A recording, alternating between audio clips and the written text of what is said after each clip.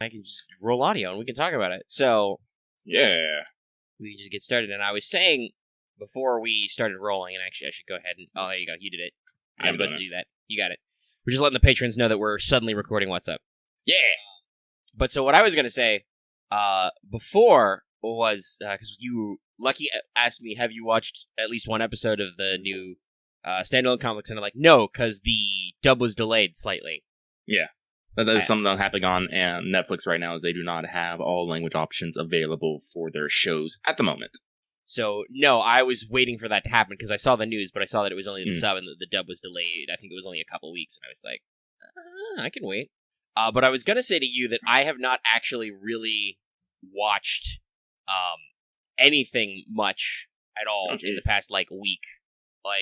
I probably need to figure out what's going on with my scheduling, but I have definitely been major video game plays. Somewhere in a week, I think I went from 50 to 80 hours on Persona 5. So that's been 30 hours of my week for sure. And then you've been swapping with Final Fantasy 7, right? Yeah, not as much though. I'm only up to chapter 10. Though part of that was because I only finished 10. Sorry, only in the train graveyard. But part of that was because 10 sucked. Ooh. Those sewers suck. We'll talk about that in a second. But that really just, honestly, I could just do it short, I guess. It really just doubles down on the game tries a little hard to be too classic and really needs to double down on its action RPG elements, because even if it's a pseudo boss fight, fighting 3 Shahugan in a confined space sucks. Because they've got crazy AoE and bullshit, and I'm just like, this sucks. This is bad. They kicked my ass a couple of times before I managed to get my materia set up optimal and actually not die. Though, you did tell me there would be Frog, and there was Frog. Yes. So I've only been playing 7 a little bit. Today is actually going to be a 7-day, but we're not super early, but we are getting a little started early. Yeah. Well, as I said, it was like, I was like, Omega's up. I don't know what he's doing, so I'll just give him the green from me. Yeah, so I was eating, actually, when you said that, and so after I finished, I was like, sure, fuck it, I'm not doing anything. What am I going to do? Play 30 minutes of Final Fantasy and then do What's Up? No. We'll just do the show and then I'll be free to do whatever. But the other thing that's been distracting me is just in general the community. I'm not saying bad about you guys. But we are definitely in full quarantine crazy mode shakedown, and every night almost I feel like somebody's like, it's my fault. I kindled it. I was like, TTS exists, and I taught a couple of people in the community about TTS and how to TTS. So now, almost every night, there's somebody going like, hey, can we do some tabletop sim? And for the channel, there are a lot of games, because we talked about that last week, I think, the revelation, oh shit, we can either stream or just play and record tabletop sim, and do stuff on the channel. So there have definitely been a lot of games that I've been like, oh, I've had these forever. I've never tested them. I'd love to test some of them. So there's a lot of learning opportunities going on. Mm-hmm. So there have definitely been times where I'm like, sure, I could do the thing, or I could just pop on and we can play TTS for a little bit. So this week on my stream slot, I streamed me and the community playing Coup. Well, I say the community. So it was me and some members of what we call the StudiOmega players, the Tabletop Cabal, the guys who can actually do RPGs and stuff with us. I thought about opening it to public, but I think we had enough chaos with just the 6 people who I nominally I think I have interacted with and can trust about stuff. And if you're interested in Coup, you should check it out. It's about 4 hours. It's a little long, but we did some beta testing. It was good science. We do get a little spicy at the end. I think I've talked about this. Spice. We probably played a few too many rounds of Coup, so it got a little heated in the end. We all sat down and talked about it, and we're like, we're fine. No, but there was a little bit of yelling and accusing and leaving in a huff. So it was just like, yeah, like I said, it got a little spicy in the end. We played a few too many rounds. This is what I'm starting to notice, is you got to find that fine balance, of when to stop. Yes. Playing. We've been getting better at that as the community of just, as people play more TTS games, we just realize, no, we need to quit after, this many games. Yeah. Because I kind of felt like we might have been getting there with Werewolf the other day. Yes, and that was definitely, because that was, was that Thursday night? Wednesday or Thursday. It was a night. We weren't doing anything, and it was like, the team set up some I think it was Loth actually hosted. Loth, who you can hear from our Clone Wars actual plays, which are still ongoing. Boots. Which reminds me, I probably, because we're doing another one tomorrow, I need to make sure to render and schedule uploading one. Mm-hmm. We're only one behind, so got one in the hopper. But he was actually hosting a game of Red Flags, which did I describe that to you? Yeah. Didn't you say it was Cards Against Humanity, but with like dating? Yeah. So there's a host, the single. They're basically the cards are you play to them, the judge. You play 2 white cards from your hand, which are positive qualities, which I think like you might get a combo like depending on what decks you're using. You might get a combo like Rich and is a highly customizable android, and you're like, look at what I got. And then the player to your left plays a red card, which has a negative quality, like likes to roleplay as a tentacle monster during sex, or their kisses taste like shit, and they constantly want to kiss you. So it's like you just do those stuff like that. Or my favorite, this one still won just because it was hilarious, but I had to play it where one of mine from I think it was the Odd deck was. If you look into their eyes, you turn into a pile of Betamax tapes.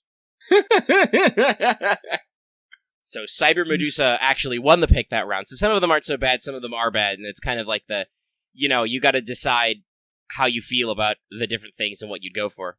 So it was okay. We played a few runs of that, and then we called it quits. And I think it was after that was like, oh, well, we've got a few people still here. Let's set up Werewolf, which I did, and then you joined us. So we did One Night Werewolf, which is a specific version of the werewolf format. If you're not lucky, this still astonishes me. I'm surprised you like because I've never played the quote unquote basic form of like werewolf or mafia, but I still somehow in my life understood the concept, which can be as simple as you put slips of paper in a hat. One person gets a slip of paper that says werewolf. You figure out who that is. Well, like here's the thing. Like I'm noticing a lot of people, in our community, especially who's been playing these tabletop games, watch things like Achievement Hunter and other things, and watch their shows about board games, so they have this big knowledge about board games and what other. I don't. That's fair. It's like when I'll say I know I do that. I also did a lot of. I used to watch Will Wheaton's show Tabletop. I watched Game Grumps Table, because hey, guess what? We're all in internet communities. I don't necessarily live with a bunch of other people around, though. I do family board games, which are a little tamer. But I've talked about this before. I'm an Uno family. Yeah, I love board games, but I don't necessarily get joy from just watching other people play, No, that's fair. I think we've talked about this a couple of times with, learning. I especially like to watch other people do a thing to kind of see what they do and get a feel for it. That's how I learned a lot about tabletop RPGs, learned a lot about board games I like. Yeah, I'm the kind of the other way. Just give me the basic outline and then just let me go. And that works for me sometimes, too. We're going to talk about... Well, I'm going to talk about children's card games in a little bit, probably. That's the other big distraction we've had, or I've had. And speaking of werewolf, I did enjoy it, but there's definitely something about it where I'm all like, I don't know if I'm big brain enough for this. It really depends on what your setup was. So we played a scripted version last night, which it's better, I think, for casual play because it's all scripted and it's real unga bunga zero error because the script literally is like, hey, guess what? You're the motherfucking seer. You wake up now. It tells you what your text is in the chat screen. Don't fuck it up, basically, right? So it does all the big brain parts for you. And it's got noisemakers and shit so you can't hear the cards move around and stuff. But still, there's an element of definitely tracking, and depending on what you're doing and what roles you have, you can really get bamboozled or you can just get fuckled. Well, yeah, because the thing with Werewolf is, with as many players, there's a lot of bits of information and false information floating around, and you have to sort them out in the chaos that is at the time, a 6-minute time limit. And it's just I can't keep all this information straight. It literally happened. I proved that my memory was saying, because one of my big plans is if I dropped information, I would immediately lead off with that and try to lead the conversation around that and build off of it to this. But I remember it was actually when I had my big brain and I pegged Vesper, even though he was like, no. I told someone they were the troublemaker and like that, and then like 4 minutes later, I said someone else had been the troublemaker, and everyone was like, "What?" Wait. Yeah, they were like, "Wait, did Lucky forget, or was he bamboozling us?"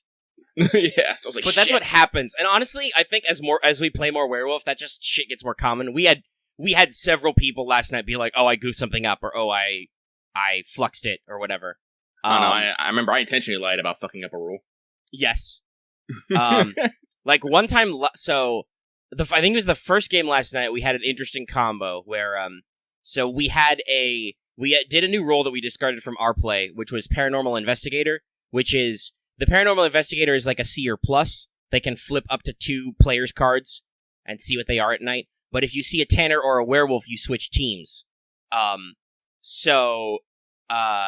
Dallas played an excellent minion, Dallas Rose, one of our moderators, who pretended he was the PI and clearly saw a werewolf, but he just distracted us whole hog and got us all on him, and it worked out. And that was even though the werewolf, I think, at one point accidentally picked up their card and may have flashed something to a couple of people, but nobody acted on it. So Dallas still got us as the minion, which is a werewolf helper. They still, even if they go out, if the werewolves don't get caught, they still win, the minion does. So everybody laser focused on Dallas because he was lying that he fucked up, and we still got. And there was another time, though, where you get some interesting things that happen, because I think it was the last round of Werewolf we played, where I was the robber, and I robbed Vesper, who was sitting next to me, who was the Tanner.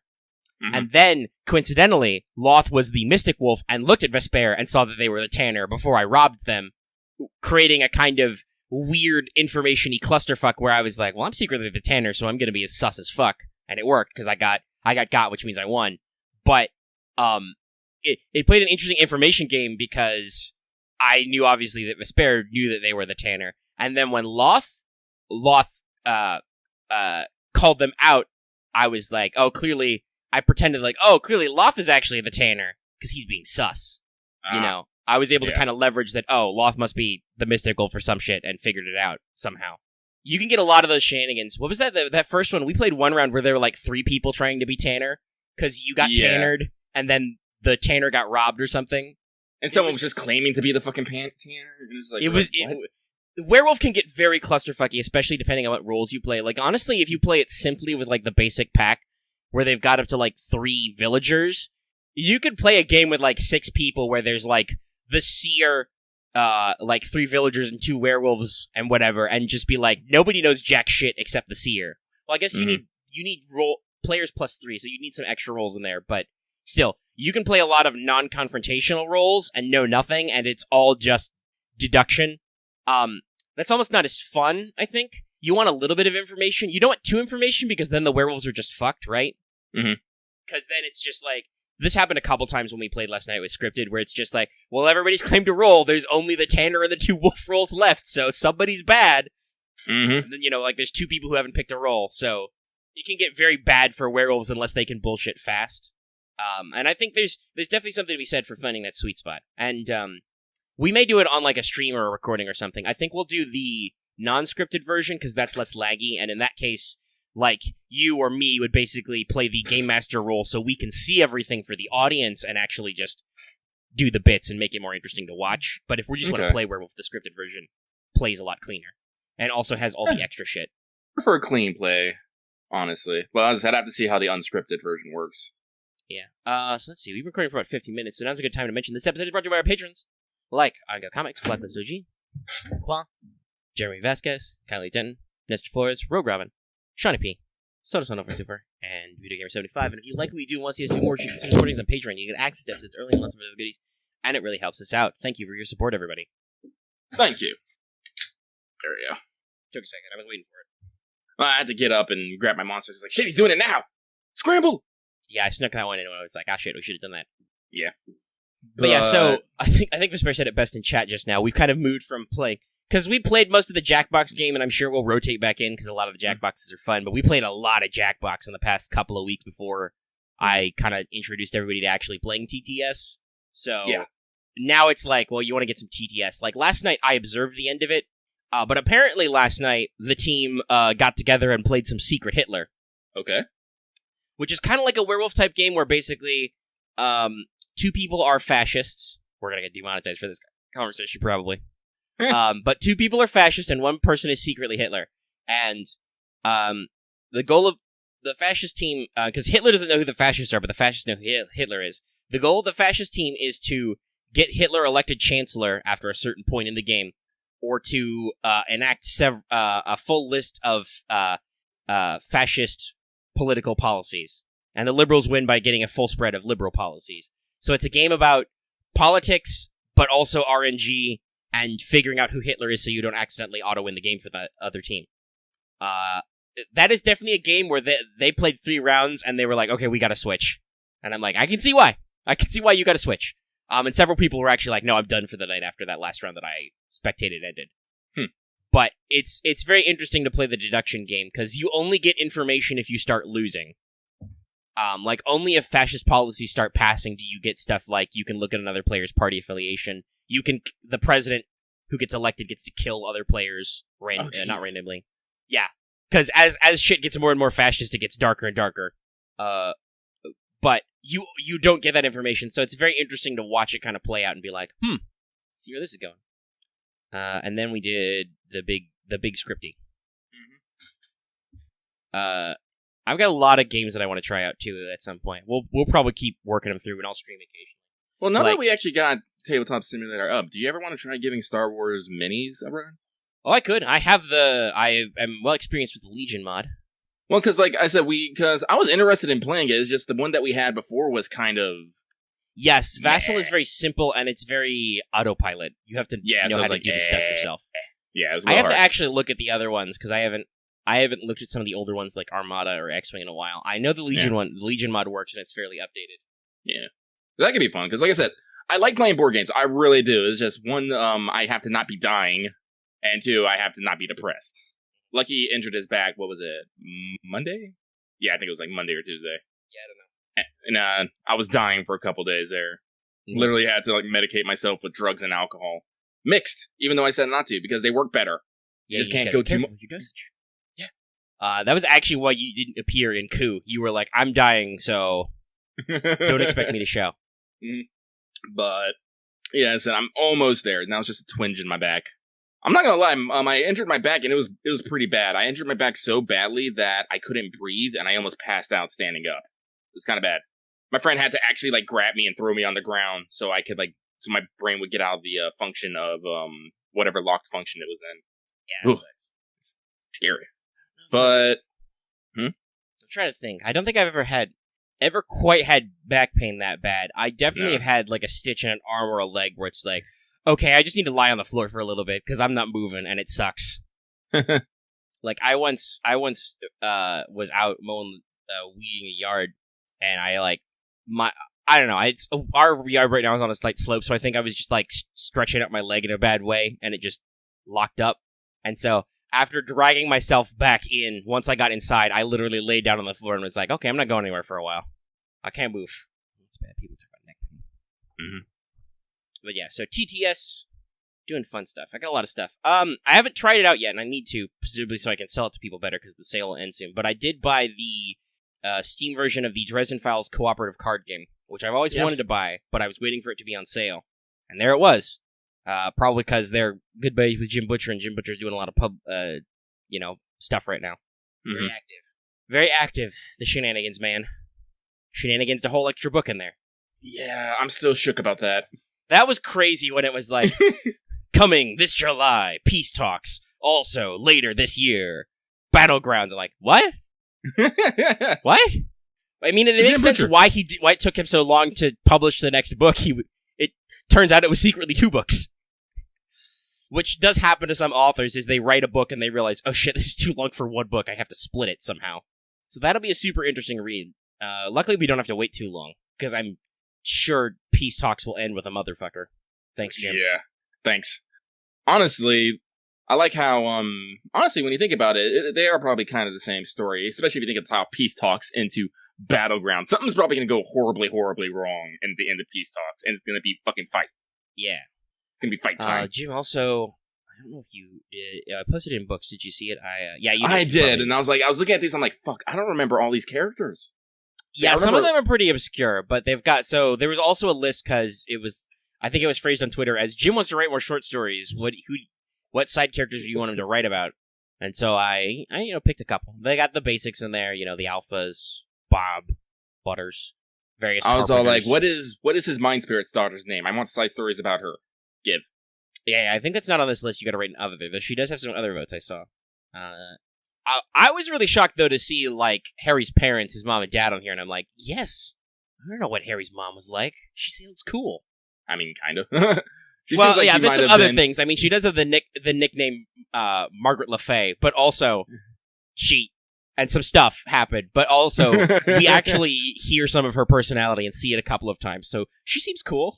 She just honestly, I really want to see what she's like because I want to see how she handled being in a bad crowd, right? Yeah, because that's the thing about Dresden's parentage is his dad was a normal stage magician, and then he thought his mom was normal or something, maybe, because she died after giving birth to him, but he finds out later, as is typical in these types of stories, that no, she was a wizard too, but also she rolled with a bad crowd, a pretty bad crowd.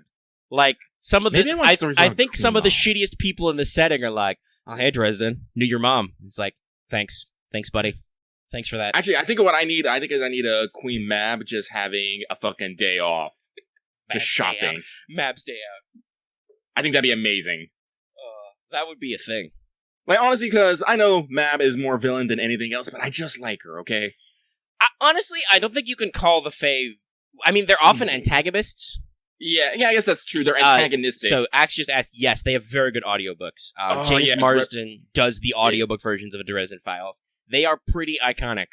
Yeah, no, like... They're really I remember good when Ghost Story came out, and it was a different dude, and everyone was all like, nah! So much so that it's because of scheduling conflict, but so much so that they went back and got Marsden to do Ghost Story again, which... Yeah. It's good. So good.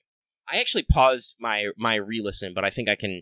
No, I gotta get back to it. I need to boot back up and listen while I play P5 or other stuff, because I wasn't... Or, Final Fantasy 7. Though with 7, I feel myself a lot still just popping my headphones in that controller jack and just listening to the sounds, man. The music is great, yo. Yeah, it's real good. Sounds real good. But yeah, so basically I was just throwing out there, cooperative card game. I need to actually like boot it up and try it and figure it out. I'm pretty sure it's another one of those cases where everybody needs to own at least the base game, but I bought mine as a bundle with some expansions. What I'm talking about, let me just go ahead and pull up my library and actually check can I get the news on this? I'll go to the store page. And basically the premise of the co-op card game, which was released by Evil Hat, so there's a physical version, obviously. But basically you play character decks that have various functions, so you can play as... Actually, right here, it says in the card browser, you've got a few decks, which I don't know if they're the base or not, but on the store page it lists Harry Dresden, Karen Murphy, Michael Carpenter, Susan Rodriguez, Billy and Georgia are one deck, that's adorable. Thomas Wraith, Waldo Butters, Sonya is the list they've got, as just like part of the browser with the scroll wheel. So you play a character deck, and then you play versus a case file. So you'll play like the Full Moon case file deck, which will throw up obstacles and other stuff. And I've heard good reviews, and it seems fun, and it's, says 1 to 5 players, cooperative, 30 minutes. I definitely want to get some co-op games in some form going. We play a lot of competitive games. Yeah. There's one cooperative card game I really want to try on TTS called Sentinels of the Multiverse. It's a superhero game, but it's in the similar format to what Dresden does. You play against one villain deck, and everybody plays hero decks and tries to overcome the villain. Some of the villains are quite fucky, others are pretty simple. Like, I played a test game with just myself versus, I think his name was like La Arsenal or something. His gimmick was just like, ooh, look, I summon guns and things that you gotta blow up that shoot you. Ooh. But I have seen people play it on TTS and play against time-traveling villains who like get lost in time and you can't hurt them until you steal back all the shit they stole, because she's like a Carmen Sandiego, but a space time pirate. It's crazy. There was another villain deck that was called FaZe, who is a intangible thief. So you're trying to stop FaZe during a heist. All FaZe does is teleport through obstacles and throw obstacles in your way. So you have to like punch vault doors and walls and stuff to catch up with FaZe to actually hurt FaZe. It's weird. We'll play a game sometime, and I'll pick a very basic villain. But yeah, so I like to see how the cooperative card game plays. But right now, it is 25% off. The deal ends in under 48 hours, but it's only $12.74, so it's only about $13 if you want to get in there. I'm thinking about it.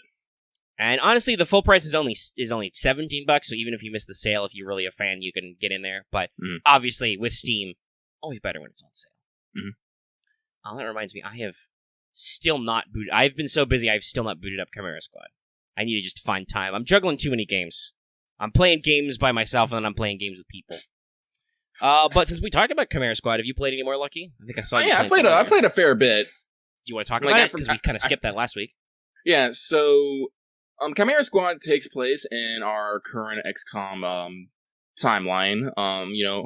XCOM 1, you started out, but XCOM 2 leads up with the defeat of original XCOM and, the Resistance and Advent and whatnot. Chimera Squad actually follows up on that, in which the Resistance wins, and now there's a bunch of alien species who are kind of maybe fucking stuck on Earth. Because... And it kind of makes sense. There's a bunch of fucking powerful starships with powerful guns on here, and Earth's like, we don't just want to give them to aliens who might want to who want to leave, and then maybe want to take a pot shot before they leave. So there's a bunch of alien species. So you have the sectoids, you have the Vipermen, you have Mutons, and a few others, and you have hybrids. Interesting enough, because that's what a lot of the Advent soldiers were. They were these kind of sectoid human hybrid mind. Yeah, they on the outside they look mostly like normal dudes, but that's because they wore helmets. If you ever heard an Advent trooper talk, you were like, there's something wrong with you. Also, I think don't they bleed green like sectoids? I don't know, I'm not sure. It's been a while since I tried to play XCOM 2. No offense to XCOM 2, but Lucky and I both got it free on PS4, and it's not a very clean play. Oh no, that's what I meant. Like, I don't know what the actual fucking snakes fucking. So they were the Thin Men, and then they were called Vipers, but I don't know. I think that was just a code name. Yeah, no. So I just called them Vipermen. Nice. But so there's there. And basically what happens is there's a City 31, which is a fully integrated species where basically everyone, all species, coexist. And so the first thing that you notice about Chimera Squad is they've reduced the scope. Instead of taking care of a whole planet, you're only taking care of one city, City 31. And instead of being a military group or a paramilitary resistance group, you're just kind of more of a PMC there to assist cops. And you're a unique PMC in that you have both human and alien members. So the second thing that you want to notice about this is not randomly generated characters. This is all predetermined characters and skill sets. Which I know has turned some people off, but I think it's an interesting, It's interesting. As I said, it tightens up the scope of what it is. Because with predetermined characters, that means they can give each individual character a voice and a personality, which is sometimes fucking hilarious. Because they will, they have their own lines and they'll interact with each other. And you'll find it, it's actually, what was his name? Like, one of my favorite character dynamics is you have, let me just pull it up here real quick, because I can't remember. Actually, no, let me just pull up the fucking character names. I'll know that easier. Character Squad, characters, here we go. Ooh, excuse me. So there's Claymore, who is basically an Arabic demo man who likes fucking cooking. He doesn't get along with fucking Torque, who is the snake lady, but he gets along great with what's his name? No, I'm scrolling here. Verge, who's an advanced sectoid. They literally go around like chain hopping restaurants and giving reviews on them. I'm like, that's great. That's fucking great. Also, I gotta say, I was just thinking about it because I remember Verge from the trailer. The trailer for this was great because they dropped it out of nowhere and it was like, we're doing normal XCOM things, we're busting in, and then the enemy was about to get Godmother, I think, because she's kind of a leader type character, and then Verge shows up and you're like, oh shit, it's a sectoid, but no, then he hacks the rebel who's gonna shoot Godmother and like, got your back, and you're like, oh shit, a friendly sectoid man. Yep. And you're like, and then it was such a good marketing blitz to just come out of nowhere and be like Chimera Squad.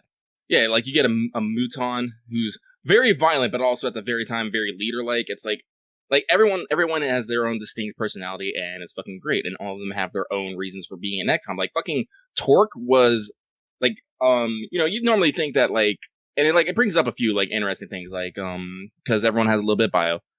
Torque, who is clearly my favorite for reasons, obviously. She was actually born on Earth. She was hatched in the Arctic, so she considers herself an actual Earthling. And that's just one of those things of like, yeah, can you really consider them aliens if they were fucking born here? They're just now another part of Earth. And like Verge, he was actually part of Advent. He's just because he's so psychic, he just got too emphatic with it. He's like, nah, I can't do this.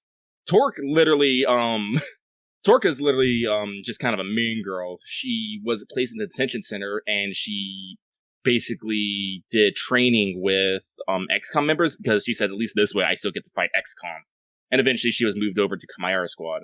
And despite everyone's like, buffering, they work together well enough. Like, oh my god, fucking Claymore and Torque, one of the things, they're just talking shit about each other, and Torque just calls they just have like snaps like rebel goon, fascist snake. And it's just like, I just love that they just can have quips and all that stuff, because previous XCOMs, your squad, while they'll yell commands, they're pretty right. Pretty they're not the beauty of XCOM is you're not attached to your rookies in any way. Those rookies are dead. No. I have a famous image which is real fun, which is a bunch of red shirts from the original Star Trek crowded around an elevator, but they've all got the original, the remake XCOM Enemy Unknown, nationality flags on their back, and it's like it's a classic demotivator style poster, and it's got XCOM rookies. Is this the way to the Sky Ranger? Yeah, it is, rookie. Get in. But so you kind of build your own stories, right? Like especially in I believe also, I mean, you're more of a character in XCOM 2 as the commander, but like in XCOM the original Enemy Unknown, you would get your psychic prodigy or psychic chosen who went in the thing and did the stuff, right? Yeah. Like you kind of made your own stories, but you didn't really have a lot of personality. They did have a lot of different voice packs, and that was cool, but it was very much a make your own story, and it was about characters like Bradford, like Dr. Shen, like Dr. Valen. Commander, be careful about using explosives. I love those remixes. XCOM did that a while back. There's a fucking stupid statement dance mix of Valen's "Be careful when using explosives." I love it.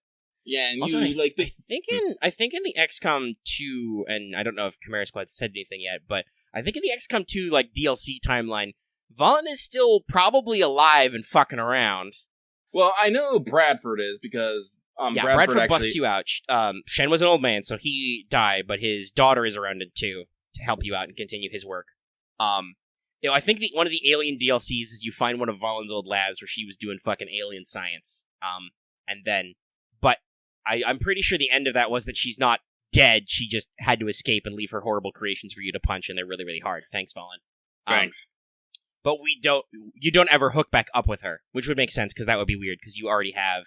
I don't remember his name, but you have that new doctor dude in XCOM 2 who also used to work for Advent. He was like, he's all right. So combat is mostly the same in XCOM and how it operates. They have a little bit of changes, and there's two in particular that I want to talk about. One is their encounter settings, and two is their breach mode. So, before in previous XCOM's games, you would just have one big map, a fuck ton of enemies, and some sort of objective, right? Mm-hmm. Now they've reduced this. Now you have individual encounters, and you can have between 1 to 3 of them at a time. And usually there would be maybe 4 or 5 enemies per encounter. Now, this is interesting because they also have something at Breach called Breach Mode. Breach Mode functions basically as kick in the fucking door operations. You set up your operators at certain posts with certain equipment, and you can perform certain actions that you basically get a first shot opportunity or perform other actions. Yeah, so it sounds because the thing about the original, the first 2 XCOMs was, like you said, big, not necessarily big open maps, but they were usually various sizes of map. They had Fog of War. There were internal parts, and so those are some of the most interesting maps when you're fucking around in convenience stores and stuff, right? But you always air deployed. Always. You always jumped. I think there were maybe a couple of missions in XCOM 2 where you didn't, but almost all of them were you jump out of the Sky Ranger, you rope down, you do the thing, you either complete the mission or you exfil. 2 was big about have to return to the Sky Ranger to exfil. So in this case, you actually get to no, we're taking that building and actually get to set up first and do different things as kind of your first contact. Mm-hmm. Right? Yeah. Which is definitely a bit of a change, and that sounds That sounds like a new, fresh thing to bring to gameplay. Oh yeah, no, I like it because, like I said, with like every like encounter, you have a chance to like you reload your weapons, you get to post up again. Your meta character, she gets an ability that she can only use once that lets you heal up your guys a little bit. And like I said, depending on every character has like their own unique breach ability. Like I said, the meta can heal. The Muton can literally bust through the dorms, fucking Kool-Aid style, and scare everybody. Oh yeah, oh yeah. Verge can literally levitate a character and stun him. Because here's the thing: when you bust in and get the first shot, everyone has different levels of alertness. Like there's surprised and stun enemies, but there's also alert enemies. And if you don't take out the alert enemies in your breach, they'll get a free shot back at you during that time. They're basically doing the reverse Overwatch of like, oh, hey, we're ready for you. Yeah. Which is also a real thing if you're doing breach and clear you should be aware of. It's just like, the important is to shock and awe everybody, but sometimes you don't. Yeah. So, like, I really like how they've broken it down. And because, honestly, like, smaller, tighter encounters make sure so you get through them faster. And you don't feel like the oppressive weight of, every little fucking shot. Because let me tell you, the XCOM percentage chances are still fucking there. Of course they are. Oh, I'm gonna put my gun in your mouth with a 99% miss. Yeah. How? How did you do that? Yep. And so, like, it's easier to wrap up, like, 3 small encounters rather than one big encounter. Also, that was definitely a thing in the other XCOM games, was if you did get a big map and it was densely packed with alien pods, you could be on the same map for, like, an hour or more. Just clearing every little corner, hunting every little fuckboy alien. XCOM 2 was better about that because you usually had objectives where you were like, okay, you've got the thing, get the fuck out, get out of there before more reinforcements arrive.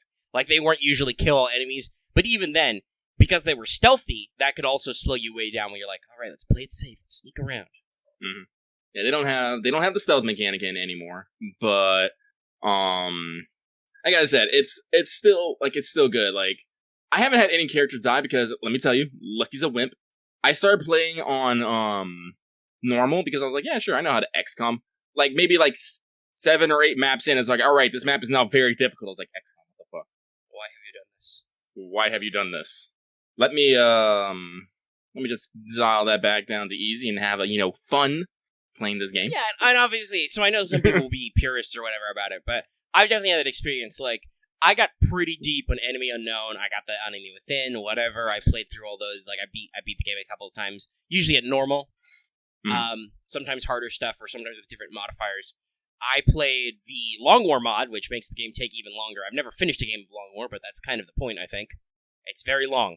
But so I went like whole hog, but I totally understand that, like, no, it's like technical games often you need that different level of like, it's like playing like a Valkyria Chronicles, right? Where it's like, I don't want any of those guys to die. These are people. They have stories and shit. Like, I care about them.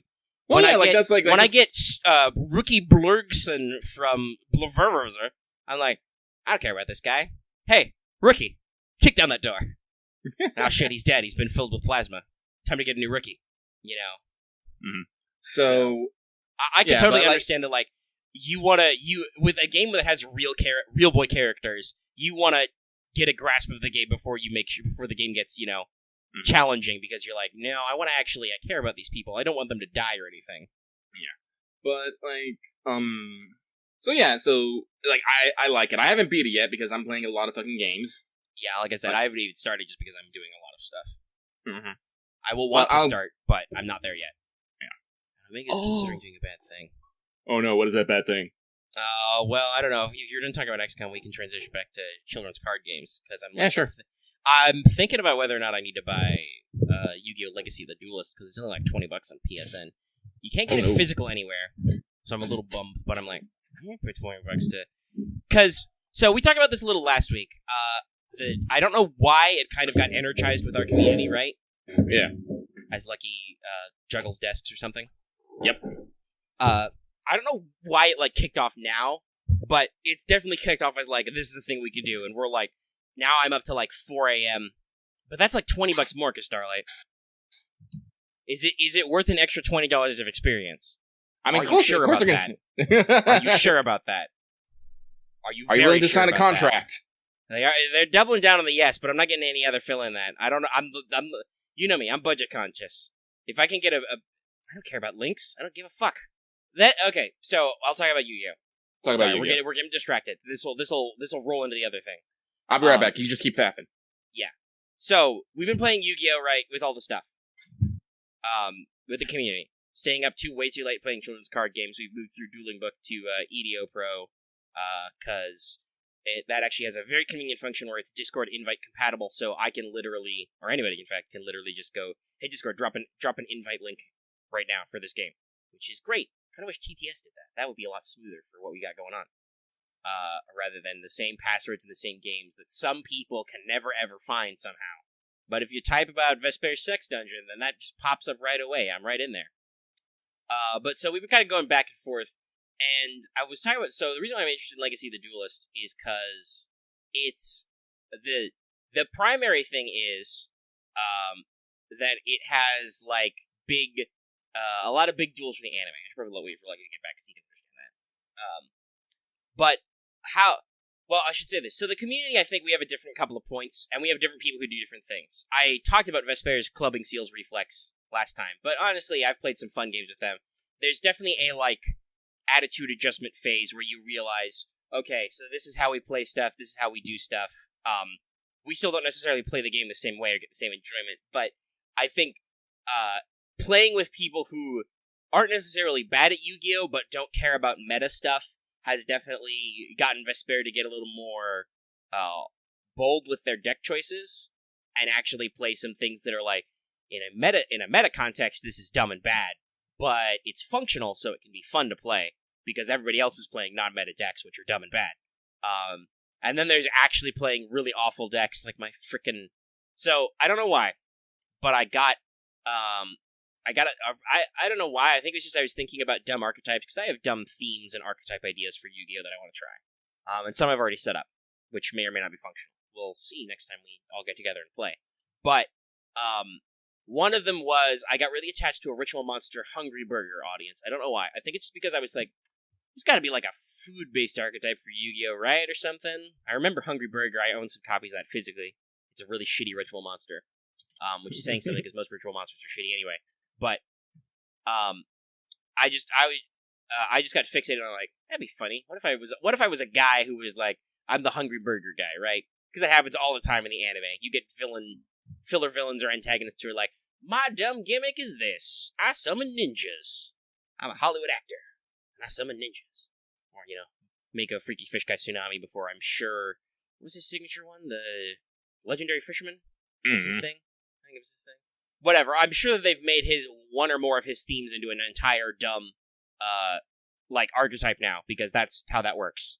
That's how it's funny to see this, because, all the quote-unquote archetypes I want to play are basically like, oh shit, those are famous signature monsters from the old anime and game. Now we've just made a whole bunch of support for them.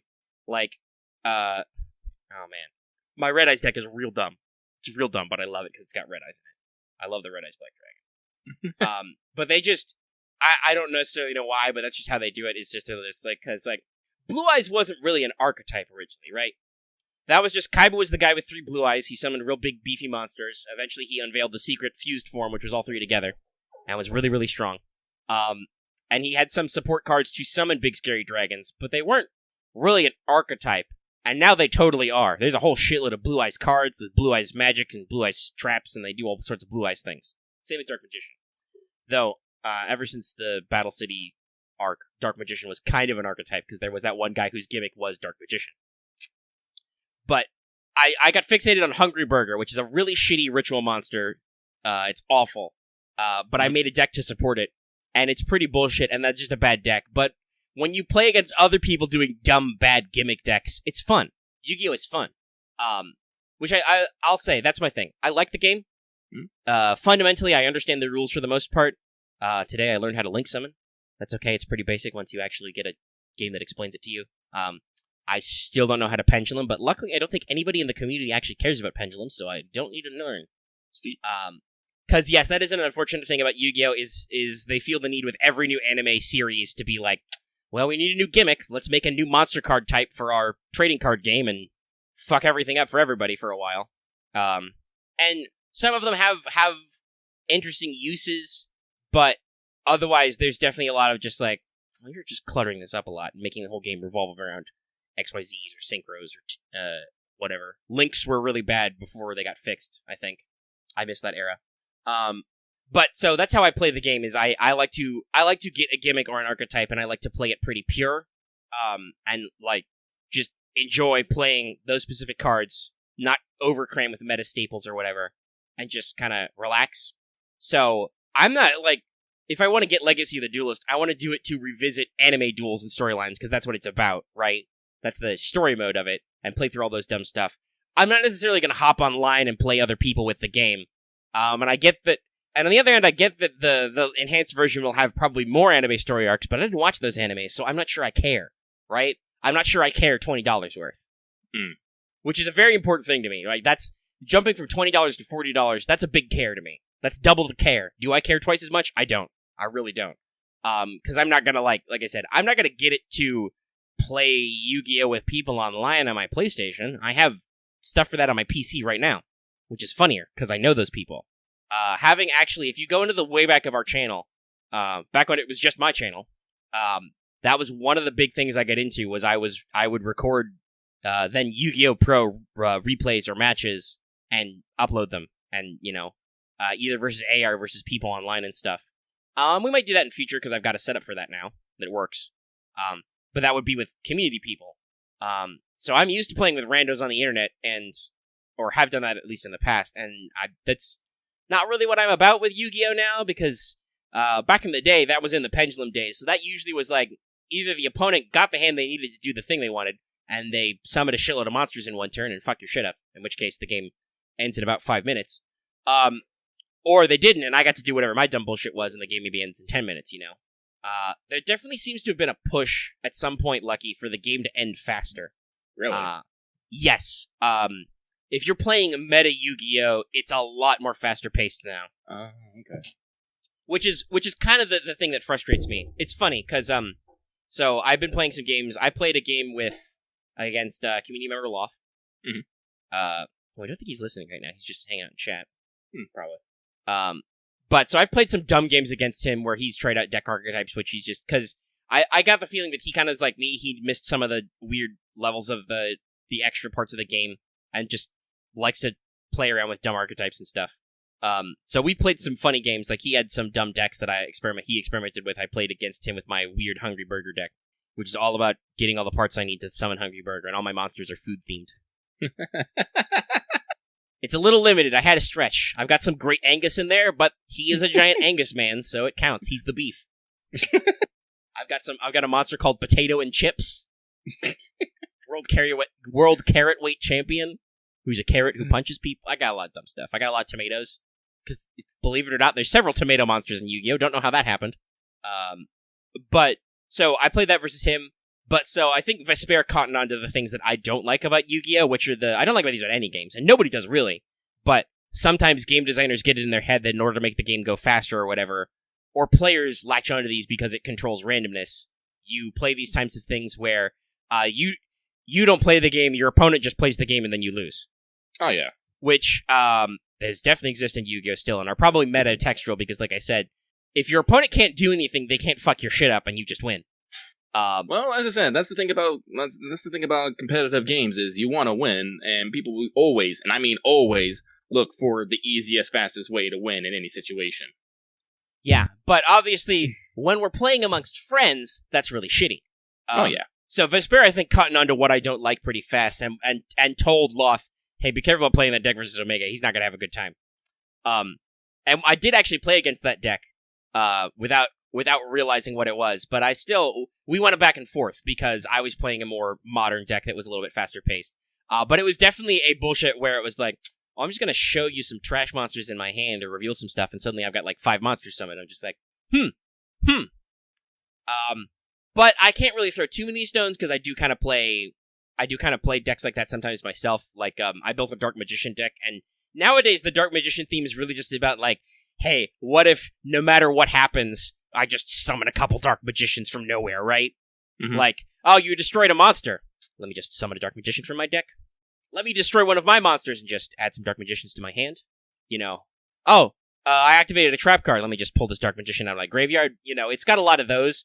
But when your whole deck revolves around a singular monster, it kind of has to be that way. That is, I think, intelligent game design where they've kind of supported these archetypes where, so you really need this one monster who's really old and classic, and thus doesn't really do, like Red Eyes and Dark Magician and Blue Eyes White Dragon. Those are all normal monsters. They have no effects. They require 2 tributes to summon. They've got pretty decent attack, but they don't have a lot of inherent destructive ability. So to support them in modern Yu-Gi-Oh, you have to be so we're going to need some alternate versions. We're going to need some fusion super versions. We're going to need some spell and trap cards that do some stuff that basically pseudo give them effects. So I actually played against that deck with Loth, and it wasn't so bad, but that's because a lot of us don't know what we're doing, so occasionally we fuck shit up and we misplay. I've misplayed a few times, Lost misplayed some stuff, some of the other people have. I know Axe, who's listening right now, is working on a deck archetype he likes, but he's been playing a lot of people trying to figure out how to do it right. I definitely have gone through several iterations of my decks recently. But it's definitely it's a fun thing to do with the community, and I might post more videos. It's not a necessary thing I want to do with randos, so if I were to, say, buy Legacy of the Duelist, it would be to recreate dumb anime Yu-Gi-Oh! Duels. I don't know, right, if I want to go whole hog and get all the extra shit for $20, is what I'm saying. Oh, no. Oh, no. What's up? Oh, sorry. Tweeting on Twitter is Murder Hornets. Yep, that's it. I know. And it's apparently the Japanese helmet. I'm like, oh my god, are these the fucking Susume Bachi, the fucking bird killer hornets? I'm like, no. I don't know. Because they're in Washington. Guess where I live? Fucking Washington. Oh god, which one are these? The 2-inch Asian giant hornet. Let's see. Yeah, they're Asian giant hornets. I don't know if they're the same as the Japanese ones, but they're bad news. Let's see here. There it is. Okay. Well, it's still the world's largest hornet, so it probably is it. Yeah, it's bad. It sucks. It's bad. It's bad news. I didn't know if I wanted to bring that up because I have an apophobia, which is the fear of singing stuff. Mm-hmm. So I'm just seeing that big old picture and just the giant man will be nope, not doing that. It's the big spook is what it is. Mm-hmm. But yeah, that's not cool. That's not cool. Yeah, no, it is the Suzume Bachi. Great. Fucking great. Joy. It's great. Everything's great. Everything's fine. I'm gonna go close my windows. Yes, you are. Listen, I'm not afraid of them, but they're gonna make my day. If I ever get stung by one, it's gonna make my day real suck. Okay. Yeah. That's how I feel about a lot of other insectoids, or arachnids. If you see a spider or a scorpion, I'm like, we had this long talk about spiders the other day. Yeah. Well, the other episode where I'm like, I don't mind that you exist, but you can't be in my space because you might fuck my shit up, and that's not cool. Yeah. Because it's not super rural, but I do live kind of next to an orange grove and a lake and stuff, so there's wild stuff sometimes get in. We've had to throw out some geckos because otherwise the cats will eat them. Or just kill them and leave them on the floor. Thanks, guys. You gotta save that for later, but you're indoor cats, so you're completely fed, and one of you is actually a little bit fat, so you should not leave spare snacks. You don't need emergency snacks, guys. Alright, sorry with that tangent, but I was on Twitter. I'm like, I'm gonna go retweet something spicy, and it's all like, Murder Hornets is 20. I'm like, oh no. Yes, sometimes Twitter trends are bullshit nonsense, and you don't know what the fuck's going on, but then other times they're like, Murder Hornets. Just because things can't be fucked up enough. Yeah, no. How did they get here? Importing, exporting. Somebody was an asshole and let them out of confinement. That's a super villain move. It's I'm just gonna take this giant fuck off species of hornet. I'm just gonna release it and give it a area to propagate, and I'm just gonna leave it alone. The Wasp Master. Oh, that reminds me. We mentioned Werewolf earlier. There's a variant of that which is mostly the same rules and roles, but it's called One Night Ultimate Supervillains, so it's superhero themed. That'd probably be funny. But yeah, no, that's totally I am the Wasp Master. Behold my hornets. And you're like, thanks. Where's Superman when you need him? Actually, no, I take that back. That's totally a Spider-Man villain. Spider-Man loves its animal-themed villains because Spider-Man is also animal-themed, so... Well, it could also be one of the Batman, C-lists. It's true. Batman's Rogues Gallery is one of the most diverse and most memorable. It's better than, what you get with the Flash. Look at you, Captain Boomerang. Loth ain't. If you were listening, you would know. Oh, he's listening. Now he's listening. Yeah. We were talking about horrible giant hornets as supervillains. Was freshening up. So you missed all our talk about children's card games. Yep. But yeah. Yeah, I don't know. I think I got most of my Yu-Gi-Oh out. Yeah, most of it out. Okay. So, hey, guess what? I slept for 4, Loth. Oh! I don't know why I only slept for 4, but that's life. Yeah, sleepy time. Who knows? Mm-hmm. So, well, I guess I'll talk about Sakura Wars next. Oh, yeah. That's right. Because I did buy that. It took a couple days to get here, because it came out on April 28th. I got it on the 30th.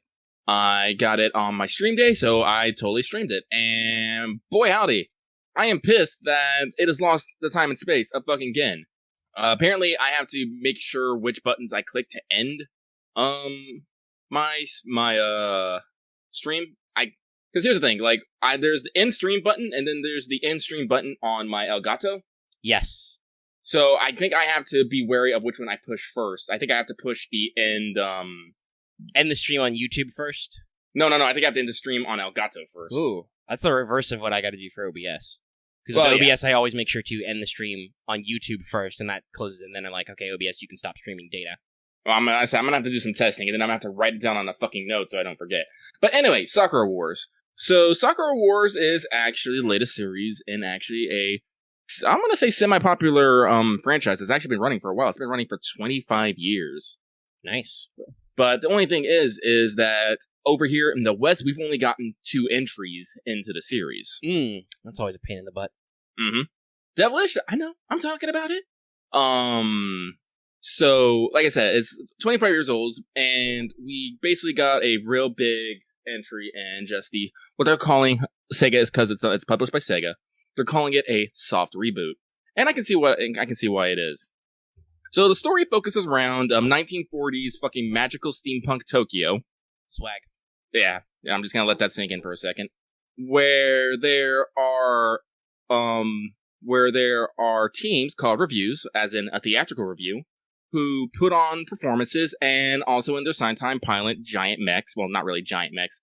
Giant pilot mechs to combat the demon invasion. Now, a lot of people will hear, oh man, I get to fight fucking demons and mechs. That sounds awesome. But there's something I need to explain to people first, because a lot of people might get the wrong idea about this. Sakura Wars, especially from my understanding in general, has always been about, I want to say, like 70 to 90% visual novel. Yeah, I was about to say, it's ultimately almost like a visual novel style game. Yeah. Because there are some like that. There's some famous out there. Like, I think Demon Bane is a mecha VN that's inspired by like the Cthulhu mythos. Like, that is actually a genre in Japan of like, we just have visual novels that are about things, but they don't actually have, not all of them have a lot of the big gameplay parts. Yeah. It's about the characters and the stories, not the actual Robot Punchman. Yeah. As I said, for what it's worth, the Robot Punchman segments are pretty simple and neat. It's not quite Muso levels of ridiculous, but it's fun. As I said, it's apparently it used to be turn-based battles. Not anymore. It's gone to action. But as I said, they usually don't last pretty long, and they're pretty simple. It's run around, smash button to smack things around, push triangle to do a heavy attack, and fill up your gain and do your fucking super. Run around, double jump. It's basic. It's functional. It's not anything spectacular, but I like it. The big shine, and clearly what they put a lot of their effort into, was the VN aspect of the game. Whereas you play, I don't know what Loth means by sadly there's a fuckboy who's misrepresenting the color greens. I'm confused. You making a reference? Oh, there we go. Oh, that guy. Fucking Shenlong. Yeah, I'll get to that. But, the VN segments are great because, honestly, I didn't know this. Sakura Wars is what I kind of wanted out of a VN experience. Because, one, it's all in 3D. Mm. Well, I can't say it's all in 3D. Sometimes they have, little, 2D sections where they do something weird or silly. I actually posted it on my Twitter of the main character, Kamiyama, who is eating food and is shooting lasers from his face because it's so good.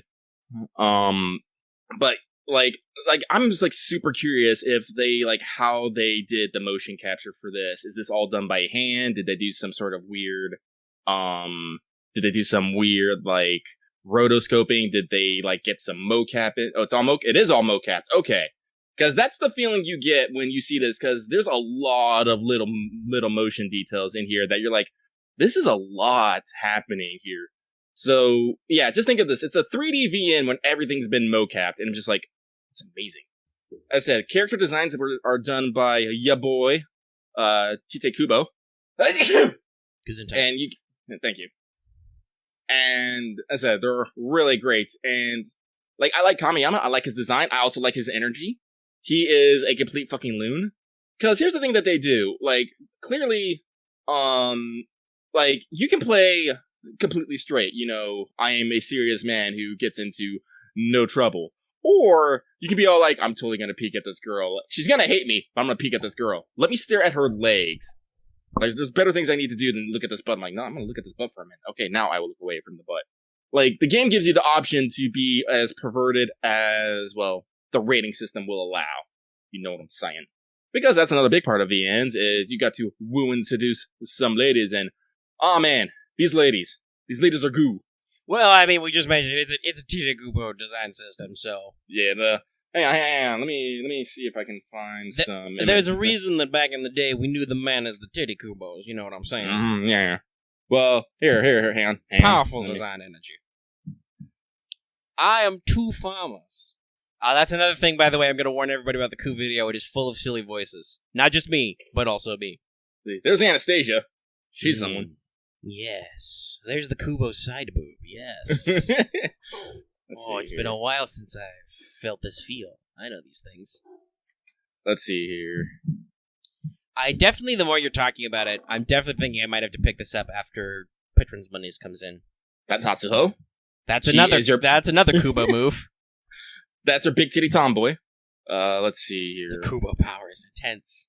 And honestly, also, that's another thing that like relationship stuff gives VNs and like replayability, because depending on how you do about stories, some of them are very like linear. Mm-hmm. Some of them, I don't know in particular, and you can comment to that maybe. But in a lot of cases, the overall story is often the same, but the different choices you take lead to different stuff. That is Clarice. This is one of my current faves. She isn't so much on the chest, but there are a lot of chances to look at her legs and ass and just like, this is good. Also, I just want to say, you've posted the name. I like to appreciate, I need to say it out loud, that apparently, according to this URL, this girl's name is Clarissa Snowflake. Yeah, but it's weird. They just call her Clarice in-game, though. I don't know what's up with that. She's great, though. I love her. Okay, so here's an important question. I saw that you were streaming, and I tried to tune in, but I was doing other stuff. And you had the game in Japanese. Is it only Japanese audio? It is only Japanese audio. So I'm gonna guess that that's probably a weird... It's like how for some reason there's an L in Enkidu's name in Japan. Elkidu. It's probably some weird phenom stuff with how they've written it. Oh yeah, no. Is Renma in here? No, he's not. Yeah. I'll just type to him. Yee.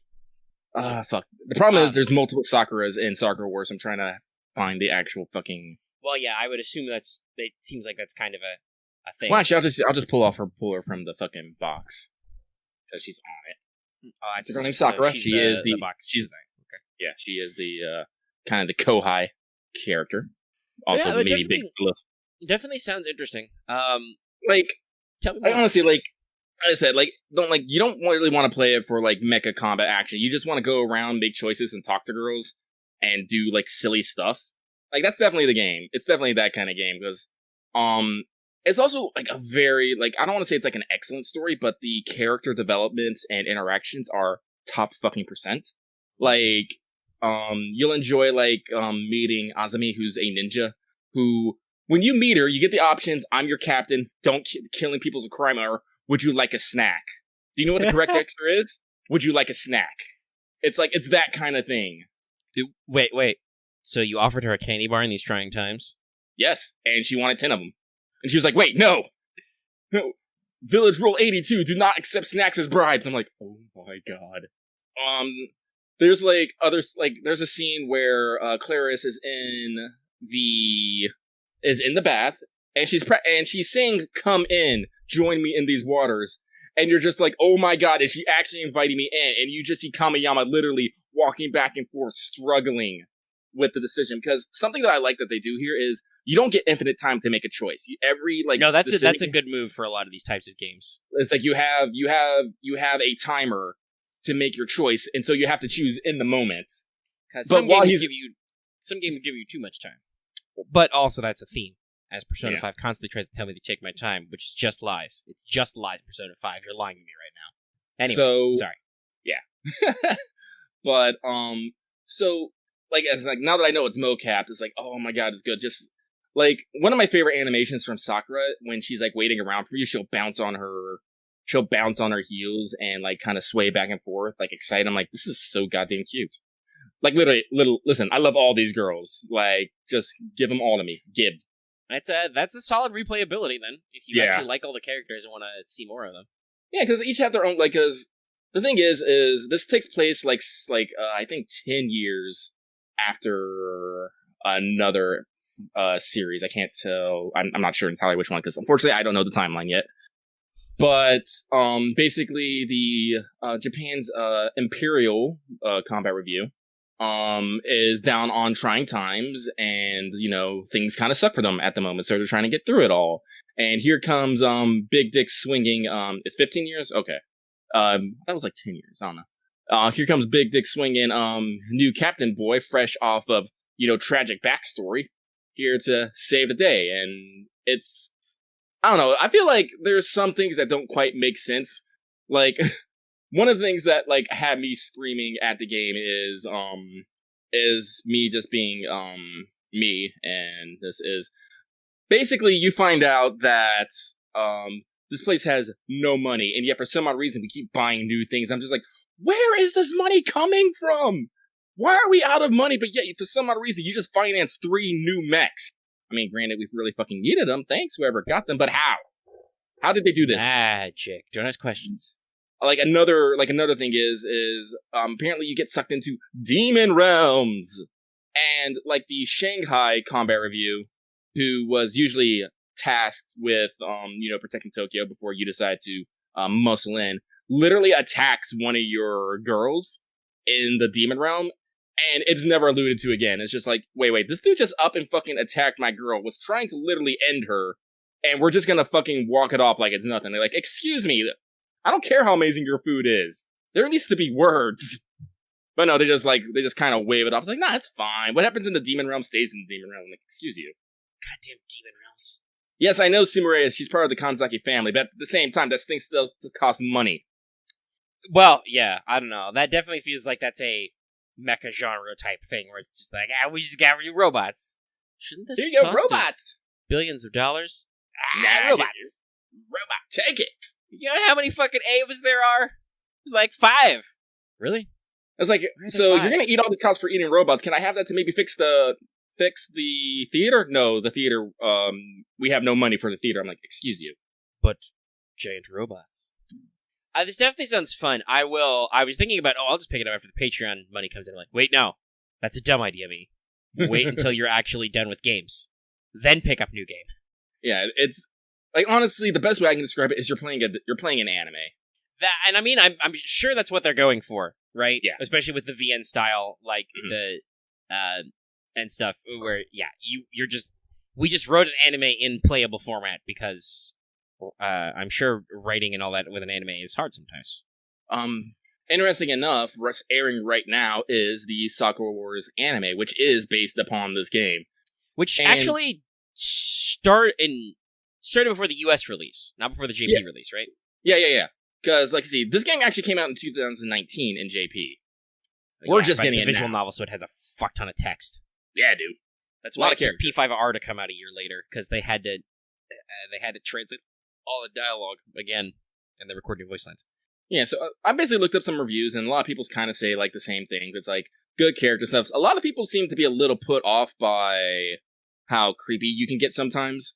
And well, one, that's the climate we live in, right? Yeah. You have to, whether or not you care, you have to pretend you care, because if somebody finds out about blah, blah, blah, red cards or whatever in there, and you're like, whoa, you didn't call out this game on being bad about the thing. You are a literal Nazi. And I'm like, can we all just calm the fuck down? Let me just enjoy let me stare at some goddamn legs, okay? Fuck. I am a healthy human male. I like legs. You can look in what you like. Yeah. And I don't know, maybe there is also a thing where, like, we've talked about this before, where I'm like, I don't know what game reviewers and stuff, like, that can definitely be a problem where you get handed a game to review or whatever because you're part of a review team or whatever, and you review something you don't care about. Like, that's a problem some certain... Oh, definitely. You gotta remember, like, originally it wasn't the Flower Division taking care of it. It was the Shanghai Division, and the Imperial Review was basically inactive. But, like, if hey, guess what? If you're not an anime fan who understands anime tropes, you might not get that just like, oh, this is funny because this is totally the way some anime protagonists act, and usually they're scumbags. So it's like, it's funny, you can pretend to be a scumbag, or you can be normal. You know? You have choices. Like, literally, like, every time you interrupt, you And I'm sure, I'm gonna guess, that either narratively or possibly in some sort of relationship building sense, there are gonna be times where those girls are like, hey, asshole, and, you know, clean your clock a little bit. Oh, yeah.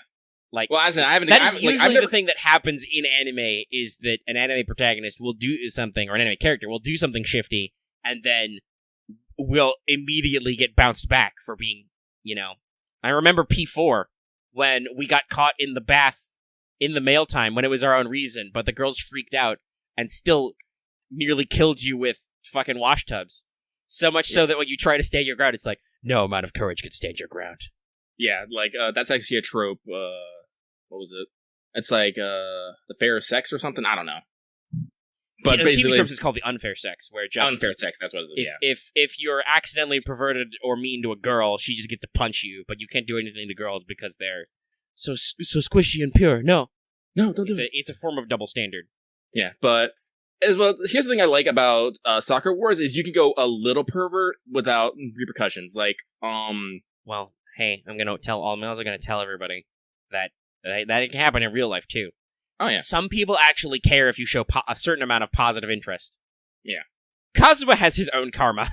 I mean, honestly, like, I do not envy his lifestyle. No, Kazuma has his own problems. The man needs to take what little positives he can. Yeah. He's in a bad way. Yeah.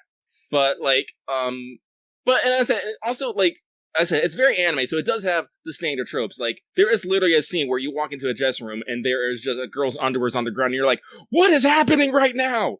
And, of course, someone, is about to walk in, you're like, oh no, what do? And you get an option of, like, hiding places. The correct answer is to dive into the secret tunnel into the command center. So you don't get caught. But, like, as I said, they have the generic cloaks, but you also have options to get out of the said trope. Like, as I was, like, talking about, you know, like, bath scenes, there's a couple times where the girl's in the bath and you have to go down there for whatever reason. You totally have the option to peek, or you can just be like, hey, I'm gonna knock first. I'm all like, let's do the smart thing. I am here. Excuse me. Well, and, like, again, like... You gotta get a uniform before you go to the command center. Well, actually, that's the funny thing. For some, like, in classic, Crazy Mech style, somehow you magically change in the secret tunnel. Nice. But, like, so, there's also these things called a tete-a-tete. I don't know how to actually pronounce it. It's tete-a-tete. Tete-a-tete? Yeah.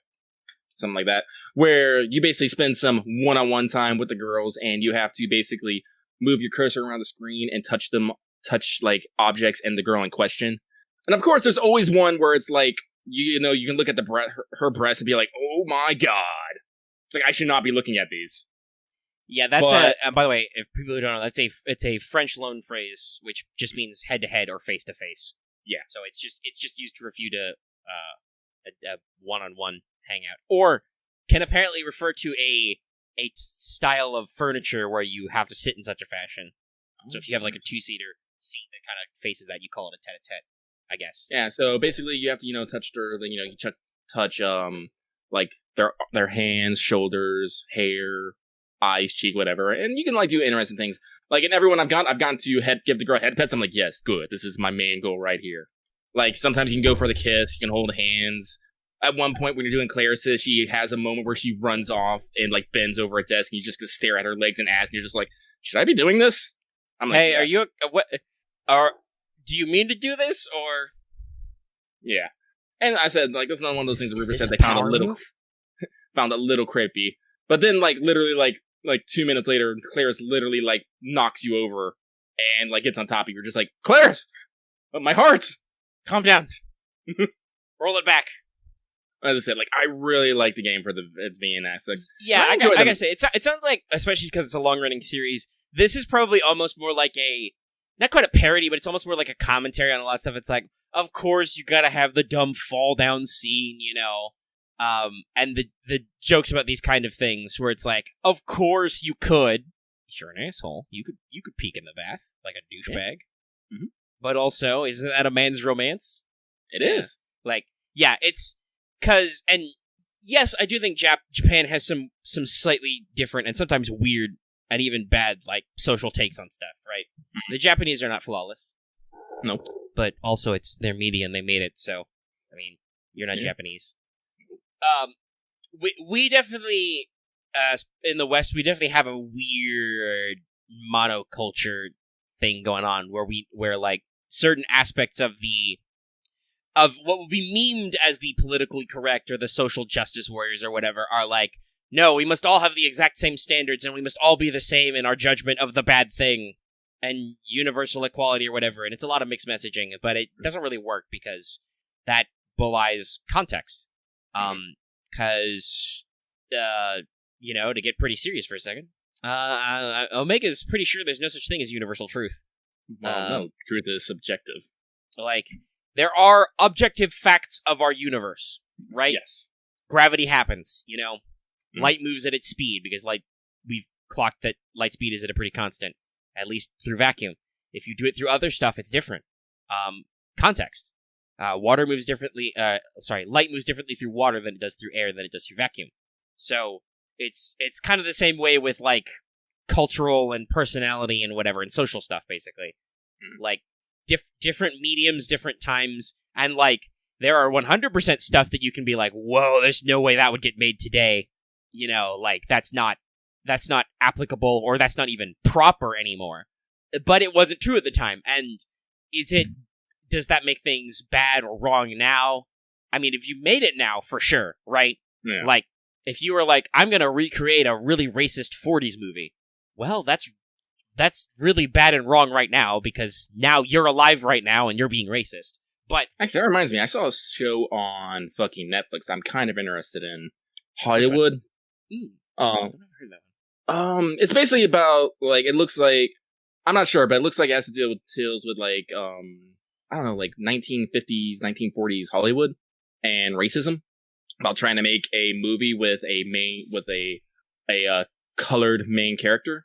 So, like here's the thing: you can still make medias which is has to deal with like sexist and racist topics, but you have to. That was a controversy with I remember with Django, because hey, guess what? It's set in the Deep South during a very racist time period where there's slavery and stuff. They dropped some very hardcore N-bombs. Yeah, and some people were not. And I'm like, I know that upsets some people because you made this today. Those people are alive right now. You made them say a bad thing. But also I'm like, okay, but context. Are we not allowed to even acknowledge that it happened? Like, I know some people censor certain books because they have bad words in them. And I'm like, I mean, I understand the mentality. But that's also, isn't that arguably the same mentality of like, well, just abstinence works. Just don't have the sex and then you won't have the problem. Well, guess what?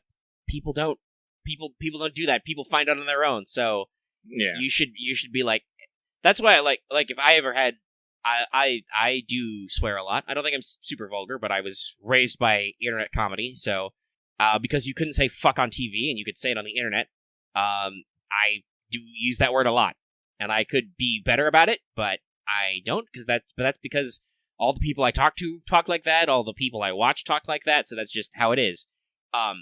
And I'm an adult, and I can do these things now. I'm an adult. But even then, there's still some stuff that I would not like casually drop. I'm like, no. It all depends on my company. It depends. I don't think my mother would like me saying that word very much. Like, I still have that thought as a 27-year-old man. because like I talked about this, my mother always said it's there's no reason to be rude, just be polite. So in formal settings, rather, I'm usually pretty polite and on the level, just because that's easier in life than being an asshole. Yeah, I find it hard to find that some people can't understand that. Yeah, some people are real bad at just it's the whole you attract more flies with honey than vinegar mentality. You just if you just keep a modicum of civility and just cruise control some shit, you'll get through life a lot easier. But I don't know, maybe some people were raised in too much of a cruise control environment, and they're just like, but I just want to go ape shit now. Rebellion. I could see that. I could see that certainly being certain people's issue, right? It's just that they were in too much of a milquetoast lifespan, and they're just like, I'm tired of that. I want to just say how I feel about stuff now, Because that's another commentary we've had, because we talked about getting spicy with tabletop games. That's definitely a thing, right? Where people build up the spice inside of them, and then you got to let it out. So you either got to let it out a little bit at a time, or spice must flow, or you explode, which can often be worse than just being like, "Hey, that was a dick move you did just then." Like if you're just like, "All right, fuck you, fuck everybody, fuck this game, flip a table, I'm gone," and that's like, but I like flipping the table. Well, it's funny, yeah, sometimes, but it's like that's a lot more rude and damaging when you just have a full blown meltdown than it is if you just go, "Oh, that was not a very cash money thing of you to do," But I was saying that like that's my kind of a language barrier. But if I had kids, I would not censor myself around them. I would just be like, "Hey, I don't really like me. I don't know. This would depend on the other person in this parental relationship, obviously, because you have to come with compromise with everybody. But me personally, I would be like, hey, I don't necessarily, because Omega's a real big it's just words guy, like and it really is, because especially with like obviously with text chat, you need to be careful, right? Because it's harder to get context, but you can make any word sound really nasty in a vocal context if you put the right English on it, right? Like if it sounds dumb, but you could probably call somebody a fiend or a monster in the right context and have it be really meaningful. But in casual conversation, you're like, that's just silly. Fiend. Like, as the serial killer stands over your dead family, you're just like, you're a monster! You mean that from the depths down, but at the same time, that's a real casual way. Or alternatively, I can just be like, turn to Lucky after he's just done a tabletop move and be like, you motherfucker. I'm like, I don't even mean anything bad by that, even though that's a very bad phrase I just used. Yeah, no, and Lucky at that point would be just be like, hey. So I would be like, hey, I don't care what you say, but you should watch your language around other people because they will care what you say. So if you don't want to start trouble, control yourself. Like, and that's kind of how I feel about a lot of stuff. Like with fiction, is like the point of fiction is not necessarily to do like, to be modern and real right now and to be something you should emulate. That's something I think we're really, in the broader social context, we're really bad at right now. That's why I keep telling we've talked about this a lot, tact. right? Just fucking tact. Yeah, there's tact, and also there's just, hey, guess what? Some people are bad, right? Like, that's the thing, like, we've talked about, where it's just like, sometimes you have villains and they do bad things, and you're like, oh no, that guy did a bad thing. We can't possibly show that. I'm just like, what are you saying that you think that people are going to emulate this guy because he or she or they are doing something bad, right? Well, like, yeah, well, that's especially been the parental worry of emulation and imprinting and whatnot, is parents are always like, and like, I won't just say parents, are always saying that someone will see something, think it's cool, and want to try and emulate that. Because we've gotten that claim with a lot of things. Like, the video game industry has been fighting that since the fucking 90s. And it keeps coming back, even though scientific evidence is that it really does nothing. Like, it happens with music. When we had our fucking rap, what do I want to call it? Renaissance back in the 80s and 90s. I should say a lot of white folk got real concerned about these lyrics being pumped out. About and it turned around too. Like, it kept going that, like, there are people who are concerned that, like, hey, does gangster rap glorify a shitty lifestyle? That was definitely a period, but it was just, it was an expression of the moment, though. That's what music is, right? Music is a cultural expression. Yes. When you're writing some music, that is some shit that is going on with you, right? Like, Like, most music comes from something, whether it's a feeling in your community, whether it's a feeling you've had in life, whether it's a feeling you and your friends have, right? Like, it comes from somewhere. So, but as I said, when it gets out into the mainstream, people are like, what is this? What is it doing? And can my virgin children's ears handle it? But, like, again, but I always feel like when people on this, anytime, like, someone's brought this, I've always taught us, like, so, well, what have you taught your children to deal with this stuff? Because that's the other thing, like, critical thinking, like, this is why, like, I tell people, like, before you say something, think about this. Is this the thing I should actually fucking say? Correct. It's like, which it's like, some people are bad at that, too. Yeah. Like, oh my god, you do not know how many times I have just wanted to go on blast on people in Discord, and I'm just like, nope, this would accomplish nothing. I'll just let them have the last word. You just be being an asshole for arguably for no reason other than your own satisfaction. Yep. So like, nope. Which, by the way, I did hit that point with Akechi, and you're right. That is a very interesting conversation. Because I think he likes what you say no matter what. He just offers different commentary. Yeah. But so at that point, it's just like, I just gotta let it go. Yeah, maybe I won't have the self-satisfaction, but it preserves the peace. And sometimes that's what's more important. Yeah, because I've talked about this. Humans are social animals. We're self-organizing, right? Mm-hmm. We self-organize in lots of ways. We do lots of things. But that is kind of what you ultimately have to do, is you kind of have to go with the flow. And sometimes some of these problems because we started talking about how sometimes, like, video game reviewers and people in the West are like, this anime game lets me, what may be considered sexually harass chicks? That's not cool. And I'm like, well, did you talk to those chicks? Did you do the sexual harassment thing and they were okay with it? Probably not. Most anime ladies are not. No. Like, that's another one of those weird things I found weird is, like, oh no, you got the like, I don't think I've ever, like, well, okay, so I can think of a couple games, but they're in the way back, and you don't talk about them in polite society.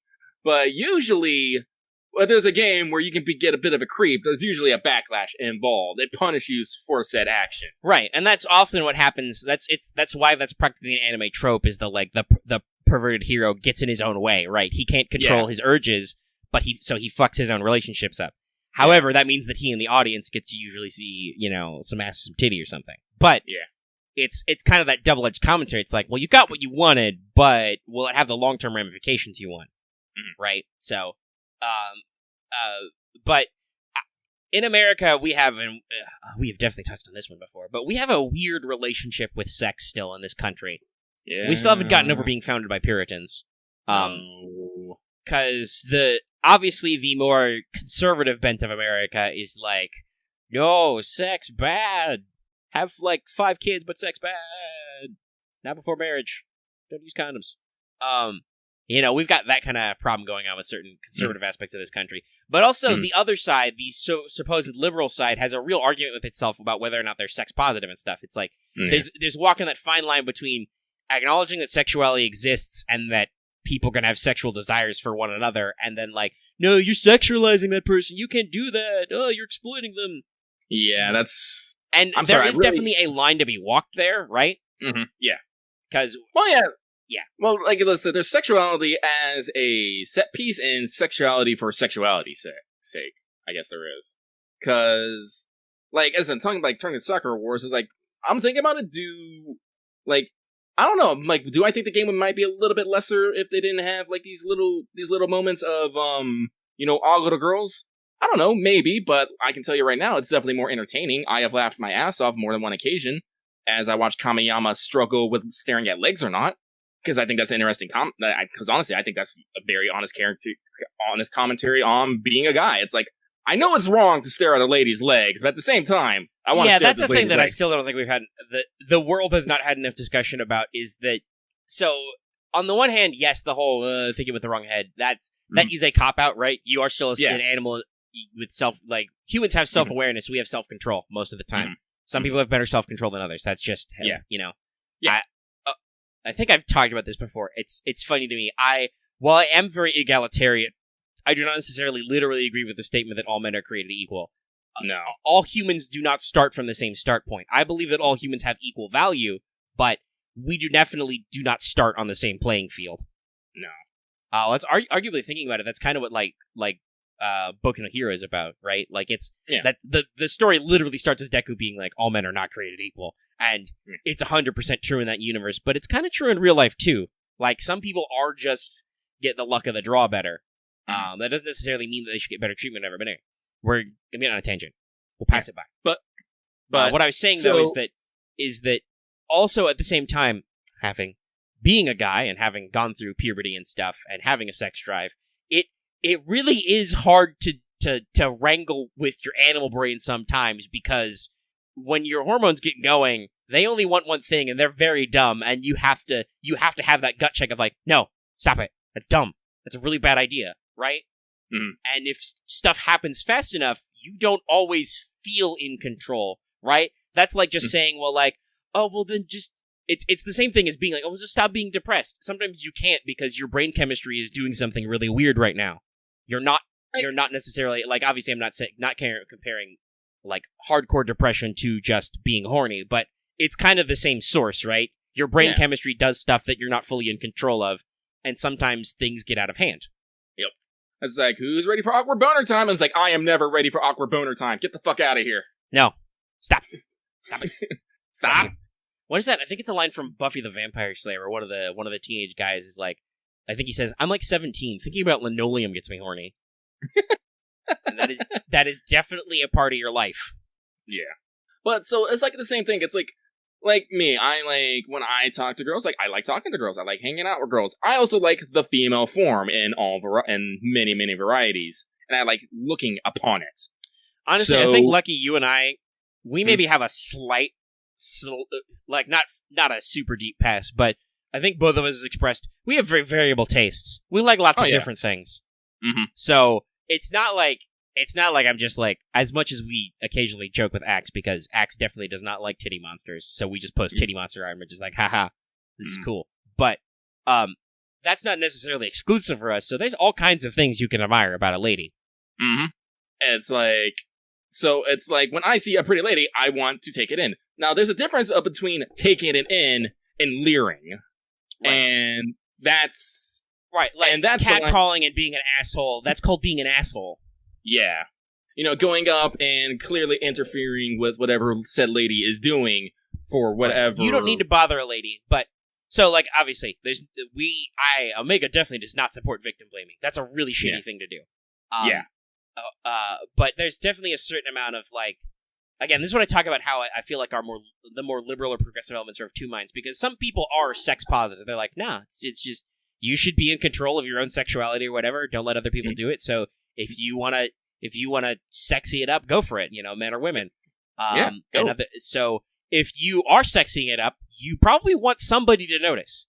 But here's the thing: even if you don't want someone to notice, if you're sexying it up, someone's gonna fucking notice. Right. So now, if that person then takes that as a cue to be an asshole, that is 100% their problem. They're not in the right. But if you're a third party and you see somebody sexied up, and then you see me taking an interest in that sexy, you can't be like, how dare you? How dare you enjoy the sexy? I'm like, well, it exists, so what, am I dead? No, I still have blood. If you prick me, do I not bleed? As another thing Omega likes to say, we all bleed red for now. So we're all the same on the inside. All of the same needs and wants and desires. But, Delvish is really trying to get us to react to this dumb thing. I'm not gonna react, because we're in a fucking flow. Yeah. But, so I appreciate that Sakura Wars lets me act like I actually kind of would in real life, and which is like, I'm gonna get a little bit of my pervert on, but not so much that I'm gonna actually make someone fucking uncomfortable. Right, because you actually are interested in basically pursuing relationships for those girls, so you don't want to fuck it up by being an asshole. Yeah. So, the level of detail of that is great. And as I said, the voice acting is great. As I said, the mocap is great. Oh, actually, it's a good question, because we love to talk about voice acting. Any voice actors you recognize in there? Clarice is, Sari Hayami, who, she's not doing the Ushiwaka voice. What is I don't know if it's something you've heard anything. Have you watched any more of Destruction Flag, Otome? No, I haven't. Like I said, I haven't watched it. God damn it! It's bad. I know. Because she is also in that. She is Maria Campbell, and she's using that voice. Okay. As Clarice. It's the very noblewoman Ojo kind of voice. All right, Lucky, I have a very important question. How much oh-ho-ho is it? It's not very oh-ho-ho. Okay. She's a nerd. She's a book nerd. Well, that's the thing. Martha is not a very... Martha's voice is the, I'm secretly a delinquent, but I don't want you to know that voice. Yeah. It's soft, but she'll fuck your shit up. There's actually a couple more in there that I remember, but I can't remember. That, so I'm assuming that he means Miyuki Sawashiro, who does Mordred. But also, that's the fun thing. Miyuki Sawashiro has a lot of range, as we've talked about with FGO, because she is also, I believe she's also Artemis, and then also Mordred. So it's like, that's a lot of swing. Let's see here. Maya Uchida is in there. Ayana Sakura. That's not good. I've been talking about that. I've discovered my weakness for Ayane Sakura. Oh yeah, that's the main character. That's Sakura Amiyama. Miya, excuse me. Let's see here. Oh, Nana Mizuki is Eris, who plays German. Let's see here. Let's see. Our Queen of Soon plays a character named Margaret in here. That's Nobunaga plays fucking Arthur. I didn't know that. He's the captain of the London team. Let's see here. I recognize some of these names, but I can't like put full on. Yeah. I've retweeted way too much shit to find my. All right. Well, here let me just copy paste here. Yeah, sure. But yeah, I actually got to look into Yohei Azakami because I love their fucking delivery of Kamiyama. Well, we're right here, so let me just... Yeah, I'm gonna see what else. That's a big one. Got some Sakura Wars. He's a couple of scrubs and some DBZ stuff. Yeah, like, honestly, this guy hasn't done a lot. Yeah, interesting. It does seem like... If assuming this because this includes anime and video games, if this is it, he does not have a very big repertoire. It looks like this is one of his, other than playing a couple of, like, he was the player character in God Eater 3, but it looks like a lot of his roles are bit parts. Yeah. Just, he's that guy. But no, he does. Well, I'm gonna retweet this. Fuck you. You wanna? What Devil just posted in Patreon chat. I see. Have I retweeted this already? This looks familiar to me. Mordred, how dare you point that at me? Now I must touch it. Mordred says some fun things sometimes. Yeah, right. Yeah.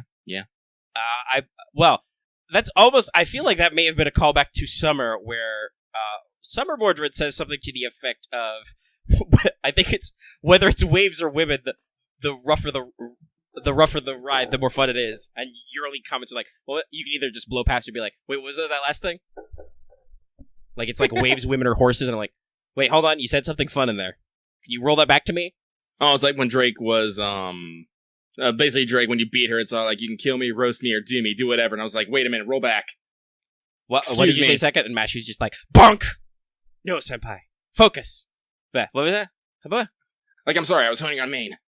I still joke that the way I there's not really a lack X. There are plenty of Summer Mordred, or there was at the time. That's the thing about FGO. It's almost, because new characters are constantly added and new events and stuff, they're almost seasonal, right? I don't think I've seen a Mordred Dojin with a big ass tag, though. I would have found it. I would have told you. Probably. Anyway. I'm gonna go looking. But what I was saying is that I still joke that in Okeanos, I must have spent like half that story like drunk with Mash in my backline, like giving me the shade while the other characters did the work. Usually, like, just do the thing. I don't feel so good. More shade, Mash. Anybody got a juice box? You can be sure that Romani would teleport you juice boxes from space and time. Well, they can send us supplies somehow. They'd be Magimari branded juice boxes. Anyway, stretch. Yes, hecking. It's okay to be a little bit of a pervert, just don't be a fucking creep. Yes, there's and we acknowledge there is a fine line, and different people have different reactions. So yes, like this is something we talk about a lot. Tailor to your audience. Yeah. I know that's sometimes a little weird, but that's really like, you know, if at any point we want to talk persona, that's a thing, right? That is the persona ideal in Jungian psychology. Is you form a personality that is your outer shell in order to adjust to situations. So you should do that in your daily life. Like, you You have people who you are formal with and who you are professional with. You have people who you are informal with, and you should be careful about what you do when. And I do also agree that, like, because some people have this conversation about, oh, I was drunk, I didn't mean it. Oh, I was just with friends. It's just, guy talk. No, you still mean those things you do when you do stuff, but yeah, at the same time, drunken doesn't make you a completely different person. It just usually frees what you're repressing inside, usually. Right. So, like, I think there are some excuses for, like, I didn't mean for that to come out, but also, yeah, like I said, sometimes like Lucky is not someone who believes in 100% of the truth 100% of the time. Okay. Yes. Well, that's the thing we said, right? Like, obviously you can be massaged. Like, yeah, if you're drunk, if you're, like, really drunk, your brain's not probably firing properly. But at the same time, everything you say or do comes from somewhere. Yep. And whether or not that somewhere was just you were drunk and your brain couldn't stop yourself, or, like, we want to go into the whole deep, dark psychological history, you didn't get enough head pats as a tiny child. You didn't have enough friends, whatever. Because I can't go there. I did. That was one of my courses, was criminal behavior. That whole textbook was about developing antisocial and delinquent behaviors. Guess what? It can start early. So I think I've said that before. That's kind of the freaky thing about people with antisocial or delinquent behaviors is basically at any point, if anything goes wrong in your life, but you can flip, like up to being an adult. Like, think about a lot of those stories, like about like a Breaking Bad or something. Those people were perfectly normal until some shit went wrong, and they were just like, well, that's the only thing we can go for. Nope. Oh, well, like, here's the thing. Lucky is free to talk about anything. Like, I really don't have any, triggered subjects. Like, I can talk about just about fucking anything and be okay. Yeah. Like sex, violence, drugs, rape, like, sexual abuse, harassment, bullying. I don't know. It's because I've been through a lot of shit in my life. I don't give it forthwith because people don't need fucking downer stories in their life. But yeah, and also that is the other thing about not being an asshole is some people still have trauma that where like they are not necessarily ready for those subjects out of the blue. Yeah. So you don't want to just be like, let me tell you about my horrible life. Yeah. So, but like I have a lot of experience to draw upon, and so I can weigh in on a lot of subjects. And at some point in my life, I just realized it's just words, and it's already in the past. So I don't it really doesn't bug me much anymore. And maybe what I tell someone else can help them in some way or guide them. It's like it's part of my entire my mindset. Yeah, unfortunately, that's the other problem. Sometimes I'm like. This is definitely my problem. Is sometimes I will put people just on fucking blast because I'm not great at what's the word I want to use? I'm good at tact, but when I have to get rid of tact to try and hammer a point gone, it just goes from 0 to 100 real quick. Yeah, you're very forceful. I think is a good word. Like when you're going all out. We talk about letting out that psychological stuff. When you let out, you don't just let out a little bit. You're just like, I'm gonna get out everything right now. Yep. I'm talking about this. We are doing it. It is happening. Yeah. You're like, okay, well, it happened. Mm-hmm. But I kind of ping pong between because yes, if I have to talk about something, because I do still have some of that social anxiety. Or like, this could be awkward. I don't know if I want to casually throw that out there. Like I still play some stuff close to the vest. But because as I see other people talking about stuff, I'm like, well, okay, obviously you guys are comfortable talking about it, so it's okay to talk about it, kind of thing, right? Like I usually play off other people, but if I get fired up, I'm a bit like here. I'm just like, well, no, we're just doing it now. It's just happening. We're talking about some stuff. I want to yell, whether it's yelling about being bullied by 3 Shahoogans in a corner, or just we want to yell about giant hornets and how that's not okay for me personally because of my psychological trauma. Or whether it's just when we get weird on stuff happening on Twitter, we just have to derail for like 5 minutes. No, it's happening. You can't stop it. You heard it. You can't unhear it. But that does remind me though, especially with Lucky's, with that thing we've talked about, where you don't necessarily have any bad triggers or anything. I definitely want to play Red Flagged with you because you're the kind of guy who'll play some of these weird fucked up cards just to get it out there and be like, I'm gonna make you say that. Yeah, I guess that's the bad part of this. It's all like, Nothing's off the table for me. That means nothing's off the table for me. But yeah, what was I saying? So I like talking to people about all sorts of things because that's one of the things I've always liked as a kid. Even like in the midst of social anxiety, I like hearing people's stories about their life and what they've gone through. Because I don't think that people watching and listening does not necessarily agitate your social anxiety. Like that can depend on the person. For me, it doesn't. But the thing most people who have social issues want to worry about is the shit. Do I have to share right now? Right? They get anxious about themselves, not about other people. Yeah. But so I've always loved listening to people talk and offering my 2 cents here and there.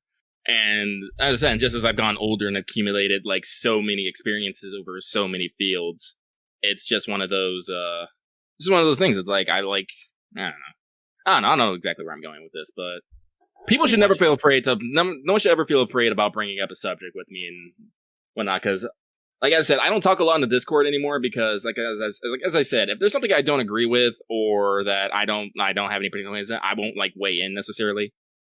Because as I said, we have a lot of people in our Discord land. They're always talking about something. Yeah. Like, let's see. Do I have anything muted right now? I don't. So we're pretty quiet. As I say that, somebody immediately posted something. But there are definitely times when they get on a tear, and I'm just like, me personally, I don't care about this conversation, and I usually just mute channels. And I know like you have channels just muted most of the time unless you're there. Yeah. Because like sometimes, and some people subtly complain about it, some people unsubtly complain about it, but there's nothing really to be done if people get on a tear in gacha games about Arknights, which is something we wanted to talk about, or they just get it on fluff about something new, or just the SymphoGear gacha game is just shutting down. It's just over. It is? Yeah, I believe shit. so. Oh, that sucks. But they're just pulling the plug, which is kind of sad because it was a translated outlet for stuff. Yeah, Axe was super excited, but I know a couple of other people were in there, and they were when that news broke, a lot of people just talked about it, and I'm sure it kind of stacked up. But then it's like, oh, that's just the nature of flow, Yeah. Just the way things are. So yeah, that's why we brought in more mods, is to have more people active. Like right now, we've got 4 mods online, all of whom are at least somewhat active on whatever their device is because they're lit up green. So if there was something going on, a mod could be like, oh shit, or you could ping a mod and you'd get somebody, right? Mm-hmm. So we don't have to check all channels, which is good because I don't like to watch all channels all the time. No. Like, and I make us talk about this. It's weird. I'm not averse to what if concepts. And I definitely sometimes I will get a what if or a scenario in my head and I want to develop it. But in general, I don't like what if discussions because, like, to me, I don't mind theory crafting on my own. And if we're bouncing back ideas, that's cool. I don't like what ifism in terms of like established franchises. Like, I hate getting into those discussions with people about Fate stuff. But what if Omega? I'm like, I don't care. Okay, you're just because much like I acknowledge I'm this way myself sometimes. People will latch onto a what if and they will just be like, but what if? Like they won't let go of the premise, right? Yeah. And then I'm just like, well, then there's no discussion here. You literally won't change your start point. Yeah. Which for me is rough for a discussion because usually a discussion is like, okay, we bring up facts and context, like what do we know that's quote unquote true, and then what do we spin that? So like, and I do expository stuff about Natsuverse and whatever. So we'll get a question like, could blah blah blah be a server? And I'm like, I mean, based on the way it is, yes, no, maybe so, but obviously that has never stopped Fate before, right? Fate's a really weird conversation to have because almost always you can go like, I mean, if it's a cooler story, we'll just do it anyway, even though it doesn't make any goddamn sense. But there are definitely moments where people just get in a what if and I'm just like, yeah, I don't care. I don't care about your premise. It's just a premise that you love, and I don't care, so I'm not going to discuss it with you. And so sometimes if like spoiler chat or Let's Talk FGO gets into these big discussion loops, I'll just be like, yeah, I just don't want to participate, and I'll put this on mute and I'll go do something else for a while. Because Omega does have a problem where if you guys are saying stuff and it's popping up, he usually wants to just check up and see what the read is. So I have to stop myself sometimes and be like, nope, not doing that. Yeah, Omega, I definitely say you do have a problem that if someone is talking to you and they don't shut up, you have a problem about shutting up too. You two will just keep going. Yes, if you keep, I don't exactly know where that comes from, but I definitely have a thing where if you keep talking to me, I don't know whether it's like I'm worried it's rude or something, or if you just if it's just because it keeps engaging my brain and I'm bad about that. That's why I listen to a lot of stuff, is because otherwise I'll get like, well, you know, my higher level brain will be like, making coffee is boring, buddy. What do you know, why don't you think about something else? And then I'll get distracted from making the coffee. Because I can multitask to some extent, but usually when it's when I'm doing something that's purely physical that my brain is not necessarily engaged, so I can get distracted myself. I definitely know there's a couple times we've been in conversations, you're trying to get out, someone keeps talking, and you keep responding, I'm just like, no, stop. Yeah, stop it. But if people keep engaging with me, I'm bad about just quitting. And sometimes I have to be just like, if I'm interested in the conversation, definitely. I don't want to necessarily stop, so I'll talk it out until it's all talked out, because I get that way with my ideas a lot. If I have an idea that works, I will be like, no, I gotta work on this, I gotta get it out there.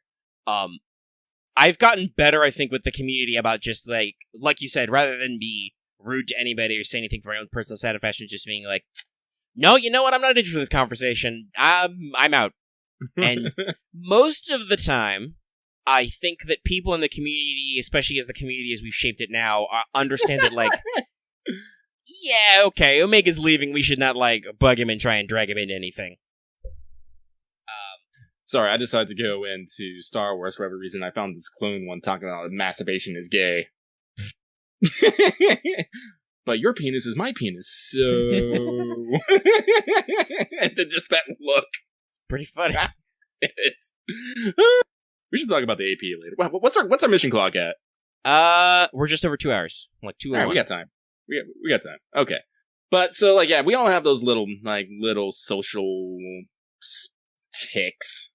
And sometimes we can catch them, and sometimes we can't. We're human. Yeah. To human is to err. To forgive is divine. It is neither is Marine Corps policy.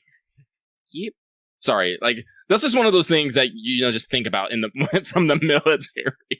No, that definitely sounds like something like you were minding your own business and then something happened and somebody was like, just gonna drop you some military wisdom on there.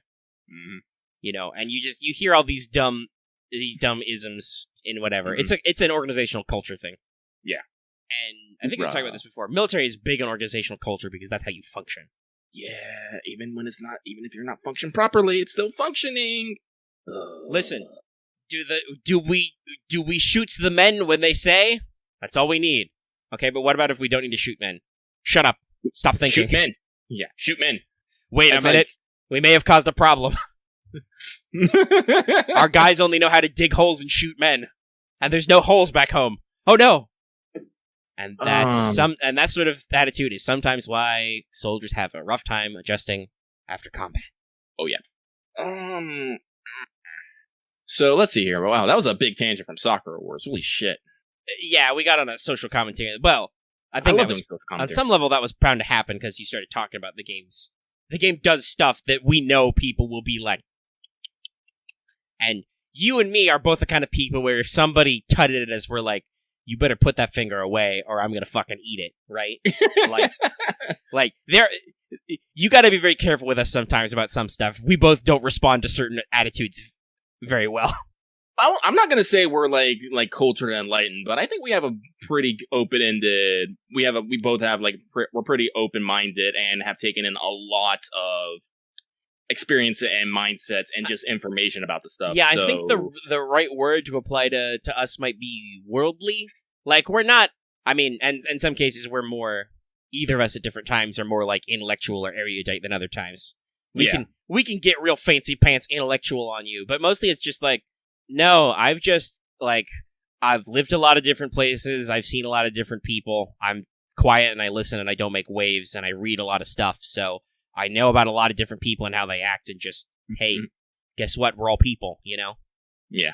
Oh, also, real quick, Axe, sorry that we're not really engaging you on the Symphonia Gear thing, but here's the thing, I think it sucks that it shut down, but I never felt strongly about it. Yeah, no. I think it's okay if you want to vent about your sadness, because that's I know that you were very excited and that's the thing you liked, and it is real shitty of them to be oh, shit, we don't have any players, we gotta pull the plug. Yeah. I'm you didn't... Oh, and don't worry, Axe, I plan on watching Symphonia Gear, but I just have a lot of anime that I'm trying to watch. A lot of time stuff. Because I did watch a couple episodes and I did like it, but at the same time, I'm still trying to catch up on Discord's anime. I'm staring at Altered Carbon. I'm like, I want to watch this. I like the first episode. I have several different shows I need to catch up on. Like, I think I mentioned it, but Amazon released a new season of Bosch, which is a show I love. I've got anime to watch. Like, I still need to finish JoJo, or at least this season of JoJo that is on Netflix. You know? It's like, there's a lot of things I want to watch, so I just got to get through the fucking list. Like, I watched, actually, speaking of things I watched the Violet Evergarden movie that recently came out. I cried. I'm just going to start that off. I fucking cried. Right, because it was Violet Evergarden. It was Violet Evergarden. Yep. I did watch the first episode of the new standalone complex, the 3D CG one. It's cool. How's the animation look? Because I haven't looked at it. It's actually pretty good. More than the the models are simple, but they work. That's good. I do appreciate that for a little bit at least. I have seen some Motoko art blowing up on Twitter, and I'm like, I could use some more of that, internet. Yes. Mm-hmm. Maybe we'll get a little bit more influx when, like I said, the dub comes out, which is what I was. Like I said, I literally saw it on Twitter. It came out and they like sub only on the dub will be limited. I'm like, I could wait. I'll see what the cast is like. Definitely saying they're hating look, and I can understand that because it is definitely not the highest grade CG, but the animations are pretty damn good. Fucking shit, I totally forgot his name. Which one? He's the detective guy who has like a regular fucking gun most of the time. Fuck. Oh, he didn't go with Section 9 when everyone else went. Fuck, what is his name? Togusa, thank you. Yeah, Togusa, yeah. I'm like, wait a second. Okay, run through the thing. Like, he has a quick action scene, and there's some bitchin' ass choreography in it. I was like, holy shit. Major. By the way, I also want to throw that out there. I do, like many other people, I mentally think of the Major as the Major, not Motoko Kusanagi. Yeah, no, it's the Major. It's like Major, Bato, Ishikawa, Togusa, the Chief, Tachikoma, some of those other guys. I'm happy they have fucking Tachikomas again. I'm like, yes. That was the thing that the Standalone Complex movie did, was after we blew them up again, we got them back. What gift trending? Yeah, which one? You're gonna have to... You're gonna have to be more specific. We're not really good at trending, because trending is usually awful. Yeah. But, and this is something this is only why I stopped at one episode, because I realized I was heavily analyzing the animation and models in the series, and not necessarily paying attention to the actual show itself. So I was like, wait a second. Yeah, that is a thing that shows with different art styles, whether it's 2D or 3D kind of style, can definitely accidentally distract you. Oh, yeah. Well, oh, yeah. This doesn't bug me. Do you remember fucking, sound? I hope this doesn't have sound. I think it's just a GIF. Do you remember fucking, was it, Ghost in the Shell is the series where it starts off with fucking buzzsaw geisha robots? No, this is not... That's not that weird. You're like, okay, that's a little freaky that he does all that, but no, that's how cyborgs and androids move in Ghost in the Shell. Yeah. Can I find some classic Ghost in the Shell animations? No, to me, that's not weird. So maybe it's a very, the animation is very precise, but I'm assuming because he's moving like a freak that guy is a cyborg or an android, which means he is a robot. If he looks mechanical while doing the thing, then, hold on. I'm trying to find Ghost in the Shell gifs. All I can find, the only gifs on the internet are ones where the Major is topless for the most part. Thanks, internet. Yeah. Because it used to be to get invisible, she had to get naked, but we fixed that for the TV version. Yeah. I mean, fuck, you want to see some fucking shit from Ghost in the Shell? Check this shit out. Oh, Lucky's Fence. Oh, yeah, no. There might be some slight cyborg nip in there, but yeah. It's always been a little goo. This is, hold on, let me get one too. Where's my easiest way to copy this? This is from Innocence. Yeah, that is a shame if they didn't get back Orega, but, it's also been a while. So, they're a little, there's not a lot of animation in this, but you can see that these low-rent, puppet clones are, they're a little clunky and moving. Mm-hmm. Oh, she did die. That's bad. Yeah, that's she died. sad. She died. I didn't hear that. That is real sad. The music was beautiful. Yeah. I listen to it all the time. Well, I'm glad I still got it. That's the thing. Fucking a human guy doing backflips, that's nothing to me. It really isn't. So what? This is the cyberpunk future. It's sex, drugs, and rock and roll, god damn it. Well, not fully. We're not full cyberpunk, but... There's also... Hold on, Here's a really good, the thing they did, that was really weird in Standalone Complex. Well, lucky it's only one episode, and I have no episodes in Devilish, so we don't know or care about anything yet. Yeah, I said I have to take a stop because I need to actually. Not going to preview. Well, I'll just click it. This is actual frames of animation that are in Standalone Complex, which is I don't quite know why it was weird, but it's weird. I'm sure I'll be okay with it because Omega has no. I know what good animation is, but I'm like bad animation. Yeah, the GIF that Devil posted earlier, Loth, is the backflips, man.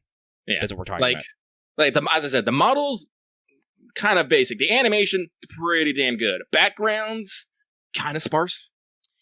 It does kind of seem like what you're saying is that definitely they may have used CG stuff to like, not necessarily to conserve on budget, but definitely to be like, okay, so we're trying to find a way to animate in a possibly a budget conscious way, and we're not going to like, do a lot of weird stuff.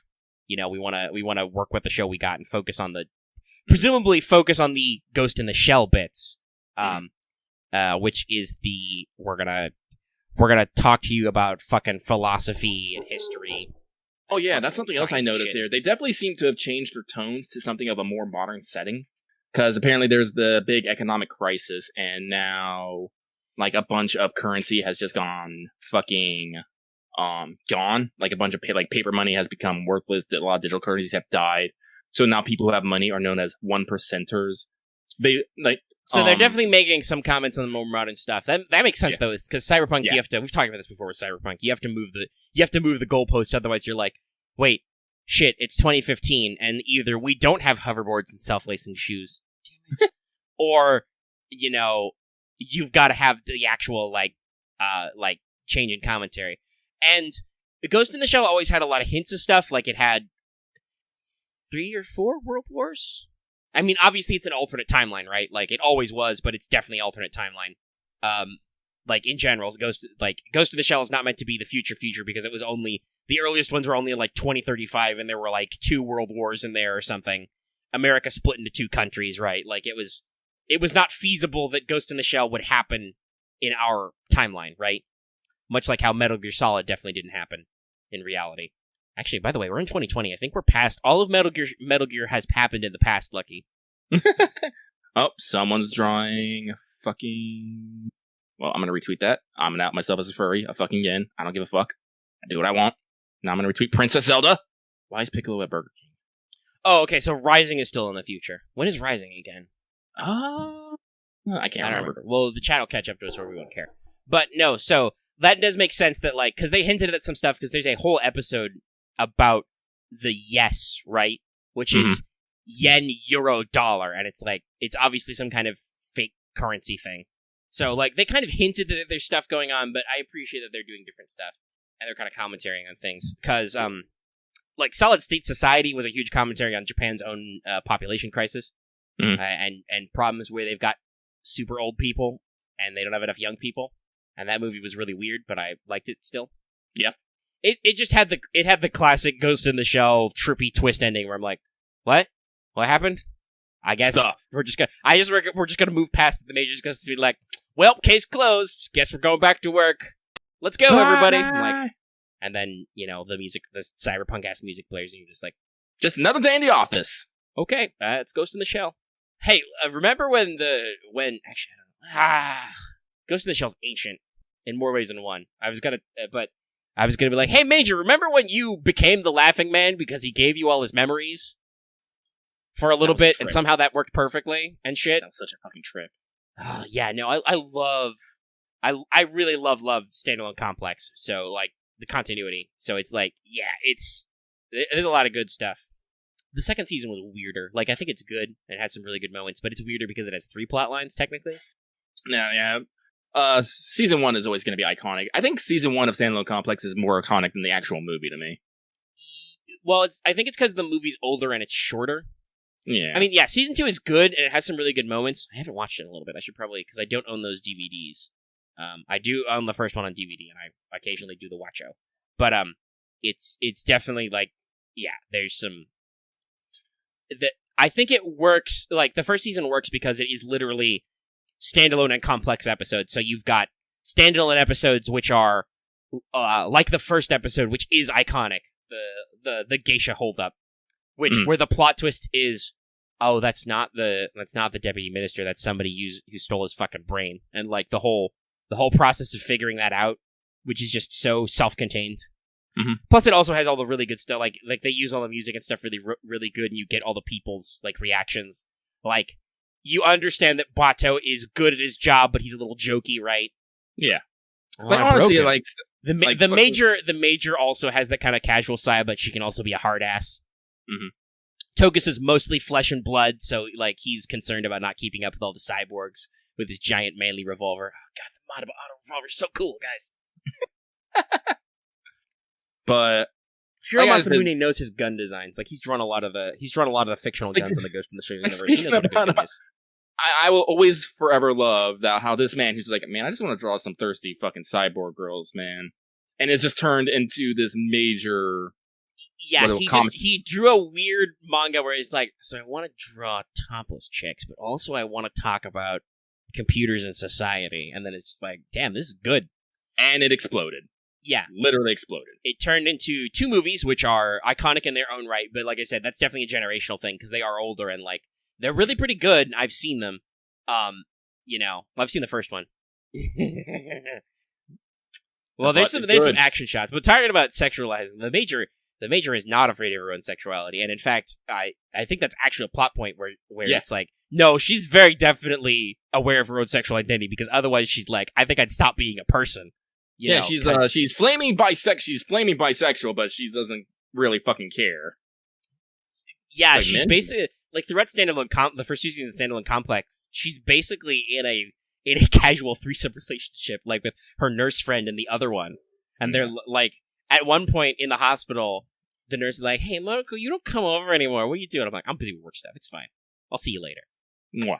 And then there's later a scene where they're like lounging in bed, watching TV, and of course, because the major loves to do it, she's just standing on a balcony staring out into the cyber Tokyo landscape. Because that's a very iconic Ghost in the Shell type shot, is somebody, usually the major, standing in a window staring out into the void of the urban jungle, and there's a helicopter. Love their helicopter shots. If it's the major, she'll probably be naked. Or something, yes. But Ghost in the Shell also loves you can see it in this scene, loves the bodysuits. Oh no, fucking... The major's fucking... It got better in the second season, but the major's what some people have called the Battle Teddy. Where she's just in her fucking leotard and, like, ultra thigh-high boots. Oh no, in the first episode, she's in her leotard and, like, some hip huggers, so you just get, like, massive amounts of side thigh. I'm just like, this is good. And the major knows what's up. Mm-hmm. The major is sexy, and she knows it. And again, like I said, that's a very conscious choice, because otherwise it would be like, who the fuck am I? Because that's the thing that in the Solid State Society movie is they get into the fact that they hinted at it in others, but that's the first time where they're like, no, the major runs multiple bodies, sometimes in parallel. Yeah. Like, she has a scene where she, like, is running, like, 3 bodies at once, and one of her bodies, like, passes out, and she's like, oh, shit, I accidentally ran too many of me. I'm like, girl, you need to slow down. It's a little freaky. Yeah. She's in sometimes male bodies, she's in female bodies. It's like, she got a lot of baggage. The major. One of my first big anime crushes. Love the major. She's great. She is great. Man, let's see. Anything else that I've watched that I really want to talk about? Not really. I'm watching anime. Like I was watching stuff before he started, but nothing I really want to talk about. I said I watched the Violet Evergarden movie. It's great. It's like, if you haven't seen it, like I was thinking about it. Like if someone was to ask me, show me an anime that won't make me think it's just for kids, I'm gonna be like, Violet Evergarden, motherfucker. That is a solid one. Yeah. It's like, are you ready for a beautiful animation and feelings? Here we go. It's a work of art, and also it's, deeply emotional about human relationships and shit. Yeah. And also, occasionally, Violet just beats up guys with her robot hands. Devilman Crybaby is also a good choice, but people can also say that is sensational just for being sensational. I mean, it's not for kids, but that's the other thing I was going to say. Yeah, you got to be careful to not seem like you're almost doing like an exploitation type film. And yeah. Devilman is definitely more in that where, like, whoa, we're like, I think it's for purpose, but you could definitely say, man, Devilman is edgy. Yeah. Like, it is out there for some fucking shock values. We know. We hurt. I'm still not ready to talk about Devilman Crybaby, Lucky. That's fine, my dude. That is fine. But, so, like, the movie is good. Like, it's real good. I cried several times. I was on the brink of tears, like, half the fucking minute on the movie. Like, it's 4 a.m. Lucky is just curled up in bed. It's all like, I am feeling things. So, if you haven't seen it, give it a watch. There's some other things, like, I want to watch. What is on my list? As I said, I keep trying to watch Altered Carbon. Hollywood looks interesting. Yeah, but Lucky has, like, season Altered Carbon. Lucky, like, I don't know. Lucky just has this weird aversion about live TV. I like it, and I watch it, but for some reason, if I have a choice between, like, something live and something animated, I'm usually going to go with for something animated. Something I'm trying to work on. Like I said, I was able to binge Good Omens a little while ago, and I enjoyed it. I hella enjoyed it. Yeah, it's goo. It is goo. But, it's still one of those things I'm trying to overcome. But, the Irregular and Magic High School movie came out on Funimation. It's probably the setup to season 2. And there's, like, as I said, Netflix is constantly putting things out, usually in fucking 3D. Why? Stop that. It depends on the thing. Netflix just, like, I swear, like, I think there was a joke about this. It's all, like, adaptation, like, original source, fucking, the manga, then adaptation anime, and then Netflix adaptation just goes immediately into 3D. Well, that or live action, because Netflix has also funded some of those dumb, like, the American live action Death Note, which nobody liked. Literally, I think no one has liked it. I'm not a big Transformers guy. I missed that boat as a child, and then just movies happened.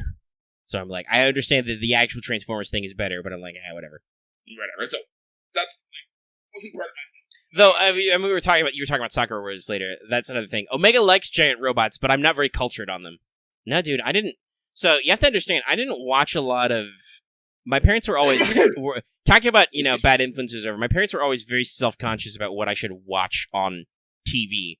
Like, they like to vet what I watch and stuff, and like actually like. So I never watched a lot of like The Simpsons because they didn't necessarily think that was positive role models or whatever. And I could see why, because The Simpsons is a show where a lot of the adults are assholes and the kids are irreverent.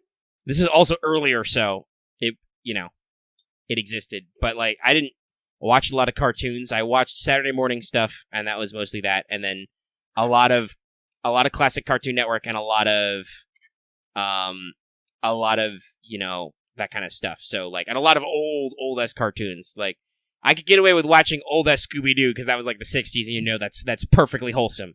The kids down at the milkshake, the Shake Shack, solving crimes. Nobody ever dies in Scooby Doo until new Scooby Doos. The monsters aren't real. It's just Old Man Jenkins. God, I remember a lot of old Scooby Doo episode plots. Anyway, well, they're all kind of the same. Yes, but there's some variation in there. There's some fun stuff. Also, great sound design. Very iconic. Both the classic music and then the use of the sound effects, and then the classic Scooby Doo door sequence where they just play pop songs over the doors. Pretty good music selection too. Very catchy. But yeah, so that was just a long tirade while I'm pretty sure Lucky got up and moved around for me to tell that I never got into Transformers and stuff, so. Lucky's laying on his back because it still fucking hurts. No, his old man back. My old man back! I'm also just watching this GIF I posted loop endlessly. Yeah. Because it's a really good scene and that's the second season of Standalone. Okay, I'm back up. But... well, if there's nothing else anime, we are getting close to 2.5. If we want to talk about Arknights, we should probably go ahead and get our thoughts out. Yeah, I don't have anything to really mention about Azure Lane or Girls Frontline, so it'll be Arknight time. Yeah, so last week, or technically still this week earlier, I guess, but we were between where it was upcoming and now it's released between our two shows. They did Obsidian Festival, the next event, which is the first half of the summer event, which technically we already got the second half, which was the bracelets thing and the free costume and the Helliger banner and stuff. And actually, Operational Intelligence was in China came out after this, so that's interesting that like this was Helliger's first appearance in the original form. Oh, okay. Which I can't say is bad, but the other way works too. Well, like I said, honestly, I think it means we got a bit of Helliger preview. Yeah, we still got Helliger to show up in Operational Intelligence before his banner hit. Sorry, I yawned in the middle there.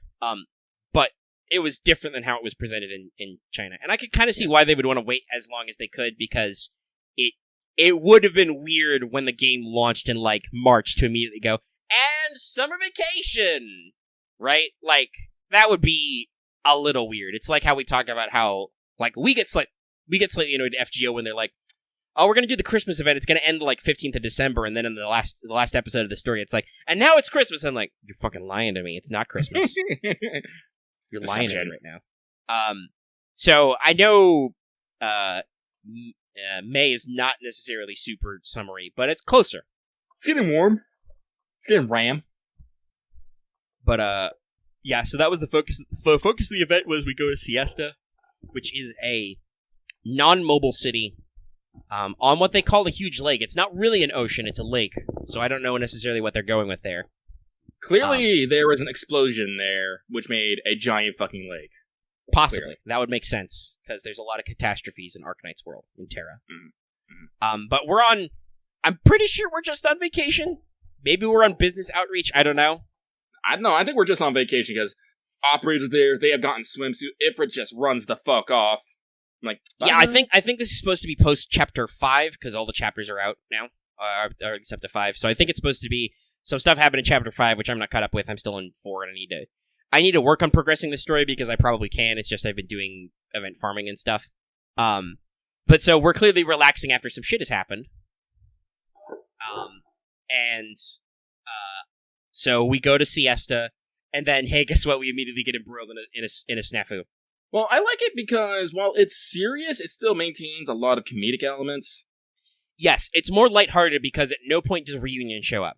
Yeah. And arguably, it's not about the deeper plight of the infected. It's still about the infected somewhat, and it's about apathy and human greed and stuff, but it's not quite the industrial, level of fuck you corporation that Reunion is. Like, you literally at one point get to jump out a window and, run off with a girl, and... Yeah, you confront the evil administrator, and he's like, well, that's too bad. Well, we're gonna arrest you now. I can't believe you believe those lies. But they're like, and I believe that you can do the situation where you're like, I see what's going on here. The doctor's not an idiot, right? No. Which I appreciate in this event. They give you a lot of doctor options. Oh, yeah. They give you a lot of opportunity to be sassy doctor or professional. I like being sassy doctor. And so you're just like, excuse me, Miss Cylon, we must leave. I assume you just sweep her up into your arms, dive out the window, and then clunk down. Yeah, Vigna is great, too. Yeah, Vigna's there, and she kicks down the door, and you can see yellow. It's like, I'm pretty strong enough. Well, yeah, she's a Sarkaz, I believe, so. Or an Oni or something, and they're super strong. Mm-hmm. There's literally a point where there's, thugs around the guy, and he's just like, she's just one girl, just kick her ass already. I'm like, I can't, she's freakishly strong. Which is also true. Vigna is a great offensive output unit. I used her a couple times in the event for certain setups. Mm-hmm. And she's only a single target, a single block vanguard, but she is a killing machine, so. It's appropriate to play up. If I wasn't using Sieg and, what's her name? I forgot her name already. Operator. Which one? What's her rarity? She's a 5-star. Yeah, I don't think I have any 5-star vanguards except Grani. Is it Grani? It's not Grani. Oh, Zima. Zima, yeah. If I wasn't using Zima, I'd probably be using Vigna. Mm-hmm. Yeah, and I have used Vigna in the past, and I sometimes swap her in when I need some setups. That's a bold assumption, sir. You're assuming things about units. That's a bad thing to do with Arknights. I don't have any 5-star vanguards except Grani, who was free. So I literally don't have Zima in Texas, guys. I can't help you. But Vigna does great in a pinch. My mainline vanguards right now for cost generation is Scav and Courier, who are both great. But yeah, there's a lot of great operator moments is what we're getting. And not only do they do I think the correct thing, and they really build up the personalities and relationships and mechanics of Ceylon and Schwarz, which is good because they're new. But you get a lot of different characters in there, right? Yeah. Province is a lot in this story as the catastrophe messenger. Mm-hmm. Skyfire's in there with her, calling her Big Tail. Yeah, this is good because you don't necessarily. I think this is the first time Skyfire was major in a story. You know, so you get to see her personality. You kind of see what she's doing. Because you get the impression from her backstory that she is a little bit of the spoiled princess type. She was part of a science team or a research team who joined Rhodes Islands to fight Reunion. So probably after the Chernobog incident, because that's when we get the reputation of world number 1 Reunion punchers, a deserved reputation. But because Reunion attacked them and killed their pet. This is some fucking John Wick shit, Lucky. That's why Skyfire is on our team. I mean, because that's how fucking you Doom killed her guy dog works. and she wants to blow them the fuck up.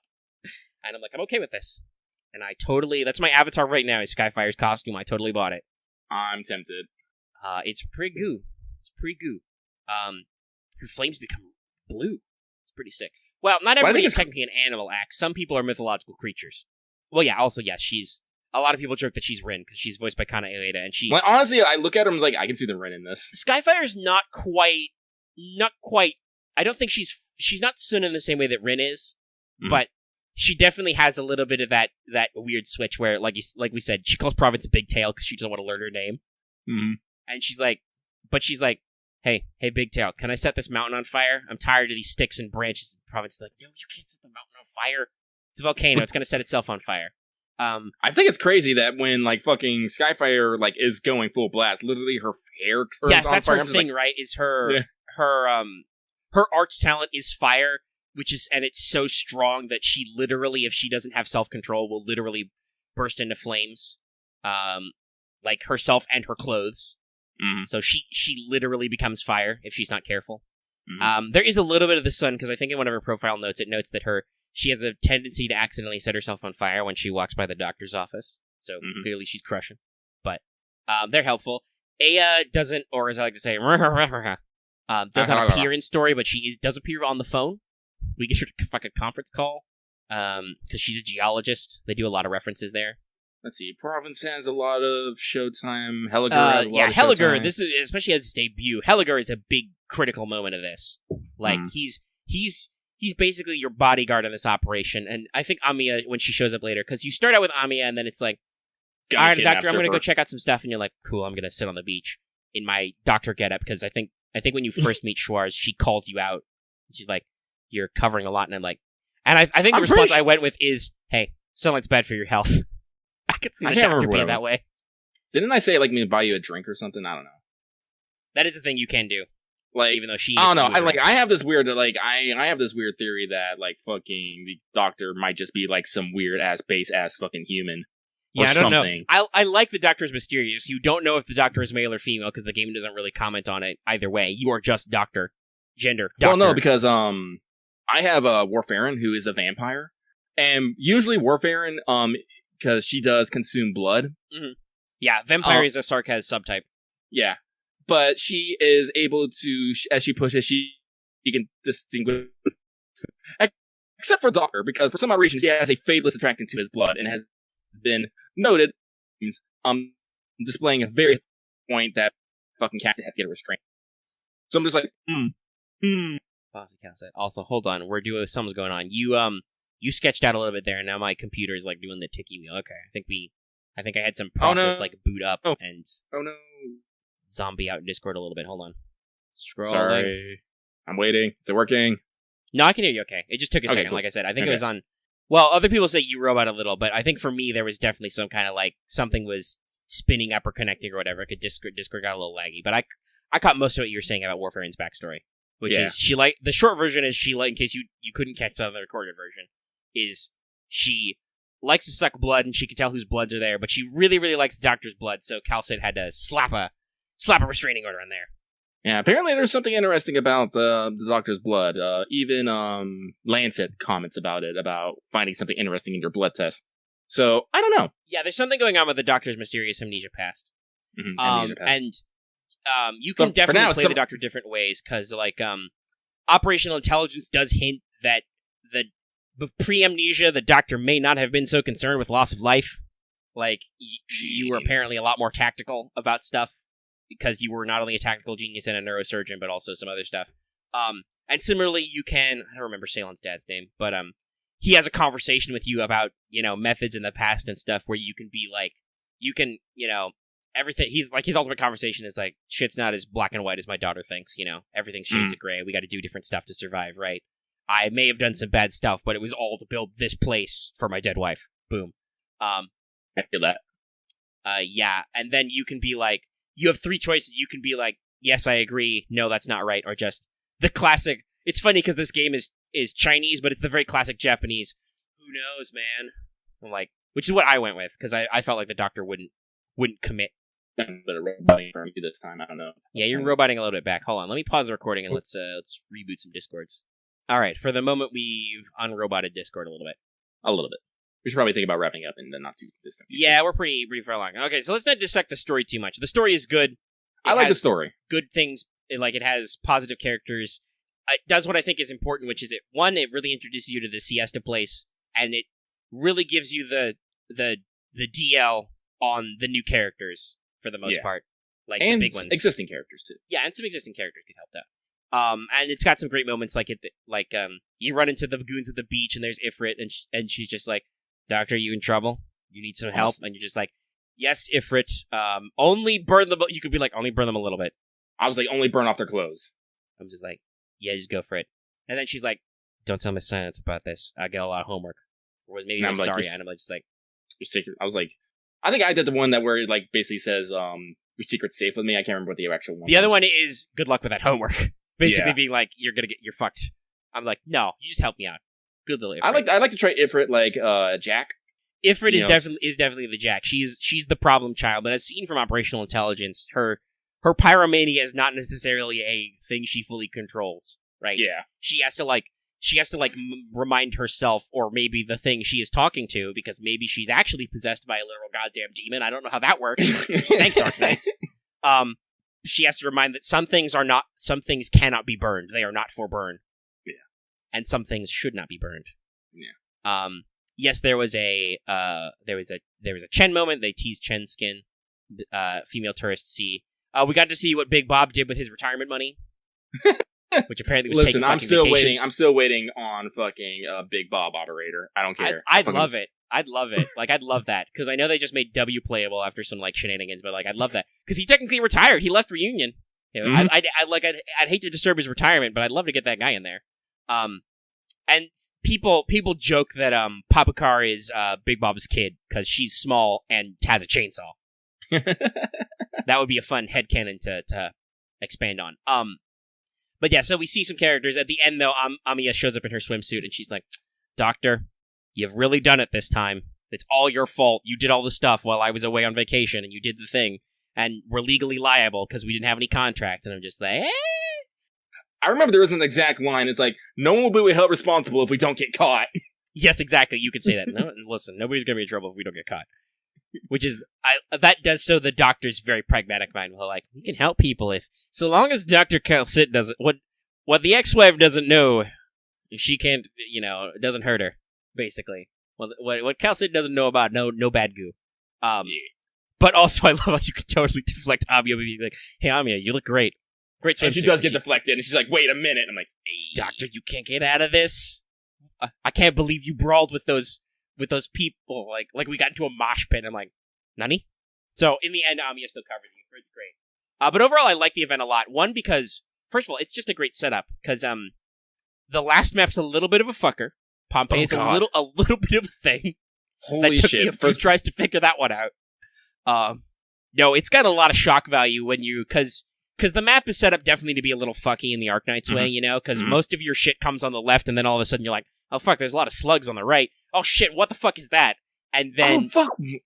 Well, yeah, presumably you've clustered up all your units on the left, right? So then you have what you were about to yell out, which is, "Oh shit, everything's on fire." Which I eventually beat that map by doing a slightly different, by forting up and by just stacking a lot of healers in, and then basically holding out until Pompey did the full loop and came around into that second choke point, right? And then I just stuck Silver Ash in the corner and had 2 healers on him and just go crazy. My setup was I basically had Hushiguma fort up with Warfare and Gavel. So I had basically double single target healers, and I put Silver Ash behind her. Yeah, because Silver Ash is ranged, and my Hoshi's not fully leveled, but I'm going to work on that. But she does have her second tier skill ability is to just reflect damage. So, well, it's great because it's a passive. Yeah, which it's a passive. It just happens. Yeah, I think it's crazy if you get it all the way up to Mastery 3. It's all damage they take it back basically. It's crazy. Oh, fuck. That's right. During this event, we should actually probably talk about mechanics. So, Yeah, we're getting into the thing I was going to say though before that was it's very generous because there's cutscene moments in there. You still get prime coins for it. Mm-hmm. So it's a super good infusion of prime coins, which is good because they have a lot of swimsuits in the store. But yeah, so mechanics. Where were you going, Lucky? Okay, so they do something interesting. So you start off the event by picking an artist. You pick a band. Right, because it's a music festival. Yep. I don't know about other people, but I went with DDD. Same. It was a pretty simple equation. They were like techno electronica type music, and there was a dragon in there. Yeah. The other one was apparently a penguin, which does rap, and I was like, that's not entirely my jam. Big E, yeah. I mean, so Big E is a funny concept, but I don't think his music was super cool because there's no rap lyrics in it. And then basically, I don't know what the other one was. Is it after sunset? Until sunset? It's something sunset. Os, but they're a rock group. Yeah, they sound okay. Maybe I'll pick them in the rerun. Who knows? Yeah, I'll probably pick them in the rerun, but DDD, I definitely like the jam, because they play their music during the maps and stuff. I'm all like, this shit is pumping. Yeah, and DDD is clearly like Deadmau5. They're a mysterious artist wearing a weird head thing. Mm-hmm. And so we basically have two sides. We have the capsule machine and then the mission milestone. And it works it's a little wonky, I'm not gonna lie. So yeah, it is a little weird. So you collect 3 things total, I think, in this event. Let's see. You can collect Obsidian tickets and the gacha currency. Yes, there's gacha tokens to open a literal gacha. It's literally a capsule machine, which is adorable. It is. Adorable. There's the Obsidian, which is just the milestone drops. It's the points. Yeah. And then there's the tickets that lets you play in the bonus maps. But the bonus maps is what gives you gacha currency. Yes. So in the storyline maps, you can farm for tickets in Obsidian. Yep. I'm currently running a lot of 6 because that's both. But then you go to you spend tickets on the ticket maps and you can get the gacha coins, and then you spend the coins and you get the stuff. That's how you get your extra Ceylon tokens because she's the welfare. You get your first copy free in the story, which makes sense because she joins up. Ceylon's adorable. But yeah, you're right. It is a little fucky because you have to juggle a lot of steps. Yeah, honestly, I've just been going whole hog on Obsidian because you can get tickets from daily missions now, and they have tickets and gacha currency in the milestone. So I'm trying to go up on that and then work my way over. But there's something that I like about the gacha currency here, because usually when you have Lotto Box events, it's you get what you want from the box, you reset the box, you can't go back to this old box. In this one, all you need to unlock the next box is you need to get the guitar drop out of it, and then you can go to the next box. But you can still go back to the old box later. That's good. I like that mechanic. That's always the thing that's kind of annoying about FGO Lottos, this is very similar to. I think people have literally called it a Lotto event. Where you can unlock the box as soon as you get the special. You can't before. You can't fuck it up and lose the special one-of-a-kind drop. But you could choose to move on, which is something you would do if you're like only farming a few boxes and really need to get the event exclusive drops. But that then literally fucks you out of good stuff, usually skills or EXPs or other stuff that we really need. Yeah. So you can like I'm on box 3. I'm only on box 3 right now. And let's see, box 1 still has 40 draws in it. The second one has 30 draws. I'm working on 3 right now. So like if I finish all the way up, like get up to the Infinity Gacha machine, which is the last one after 5, I might go back and clear out everything else. Yeah, I'm still on 1, but that's because I haven't gotten so far as to do the unlocking thing. But also, I've been juggling stuff. Yeah, juggling stuff. So I honestly think this is a really well designed event. No, this is really good. I prefer this type of. It reminds me of Grani and the Knight's Treasure, right? But first of all, the I don't know, maybe some of the others, because we can bitch about stun snipers. They're awful. I hate them. I want them to die. I said my one condition to the mayor is that I think I joked about this on like map 7 or 8, right? I'm like, I'm going to talk to the mayor. I'm going to make stun snipers illegal. Because they're awful. They suck a lot. I think they only exist to make you want to use Ceylon. Because her skill 2 reduces your debuff timer. So people get stunned less. Also, she has a really... It's weird. So we talked a lot about meta, because one of our members of the community, Vesper, I will out you that you love Flamebringer and you have like an E2 Flamebringer and you use Flamebringer a lot. People don't like Flamebringer in the meta text. He's not... I think he doubles down on some stuff and some people are like, he's not as cool as other units, so they don't like him. If anybody tries to yell about how Flamebringer is bad in the comments, I will destroy you. You will be dead. No one will ever find your body. I'm kidding about that last bit, or am I? You don't know. So anyway, we don't want to hear any meta sass. Okay, that annoys us personally. Well, it definitely annoys Omega personally, but I'm pretty sure Lucky, trying to work on the Phil Kaz shirt, also agrees that just play what you like. Actually, right? I'm thinking I'm gonna make a Phil Kaz shirt, and I might make a Meta Elite shirt as well, just so we can get we're just even. gonna do both. Yeah, why not? We definitely have some people in the community who would buy that Meta Elite shirt. Mm-hmm.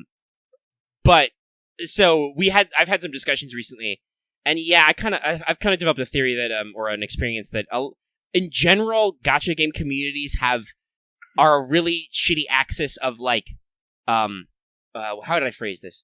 Of entitlement and either complacency or elitism. Like, you don't get both at the same time, but you get some players who are and maybe not even elitism, but almost like tryhardism, like where they're like, yes, this sucks. I love how much this sucks. I'm only going to use low rarity units. Ugh, fuck you. I'm not going to spend any money. Ugh, I love this. I love it. I love challenges. Coup solos. Ugh. Someone please clip that sound out later. Of me making that sound check. Go for it. Or there's people who are just like, yeah, all 6-star operators, cruise control to cool. The only thing I need is double Merlin, that kind of stuff, right? But either way, those people are often grossly entitled. And so if you're like, how dare your new limited unit or your new welfare not shake the very meta and completely change my playstyle? How dare it? Discard them. Trash. Which, hey, entitlement isn't cool. Be less entitled. I want to be like, you don't deserve anything too hard. If you get me sassy enough, I'll be like, you don't deserve anything, scrub. You don't need anything in life. What did you do today? You're just playing a dumb phone game, right? But most of the time, I don't actually feel that. That's not me being honest. That's just me being annoyed at people and trying to get back at them, being vindictive. Now they're just talking about stuff. Apparently in the meta, Ceylon is also not liked a lot, which is weird because I think she's super cool. So Ceylon is a healer, a medic who has a really, really broad range. Now, outside of her normal range, she does get reduced healing, but her first skill fixes that, basically. When she pops her first skill, she does a full heal to anybody in the zone. And then her second skill, in addition to being able to multi-heal, I believe, she can also does the thing I talked about where she reduces debuff time and stuff, gives units resistance, so they are stunned for less time, or they're more resistant to stun or whatever. I think it's less time because I don't think there's a debuff immunity so far in Arknights. So it's just how fast it goes. The main thing is just that her talent is a little weird, where on a water map she gets 9% attack bonus, so she gets almost 10% extra healing, which is really cool. But if there are no quote-unquote water tiles, it's only 3%, so it can be a little underwhelming. So obviously people are like, this is not meta. But I still appreciate her because you're like, I will definitely be like, no, there's some maps where fucking range tiles are very weird, right? Yeah. So you're like, no, she's great if you need to put a healer in a weird spot and still heal people. Because I love Perfumer, but because Perfumer is AoE and she has that slightly offset range, there are definitely times where you're like, I'd really love to put a Perfumer here, but I can't. She just doesn't fit. Honestly, that's the main reason why I leveled Gavel, is because I'm like, fuck, I need some big fucking heals. But Perfumer, who is usually my second healer next to Warparent, just isn't reaching. So I'm like, Yeah, and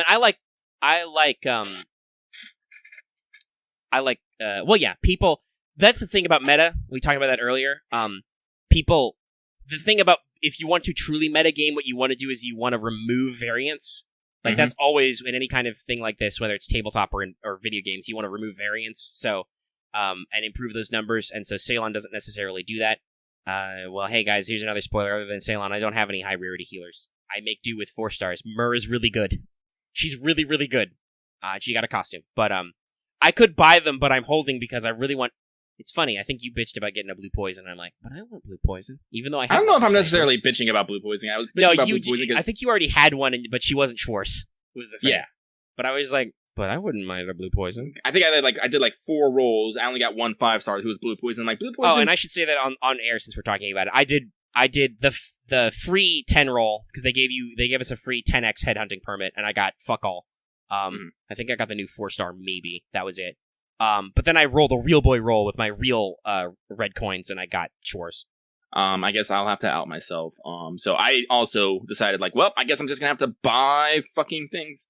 And on my next roll, I got both Schwartz and Chin, and I'm just like, this is where all my luck has went. Yeah. Right here. I did get I think on my 10 roll, I did get I got P2 Lapland, because I already had Lapland. And trust me, I have learned to love the Lap.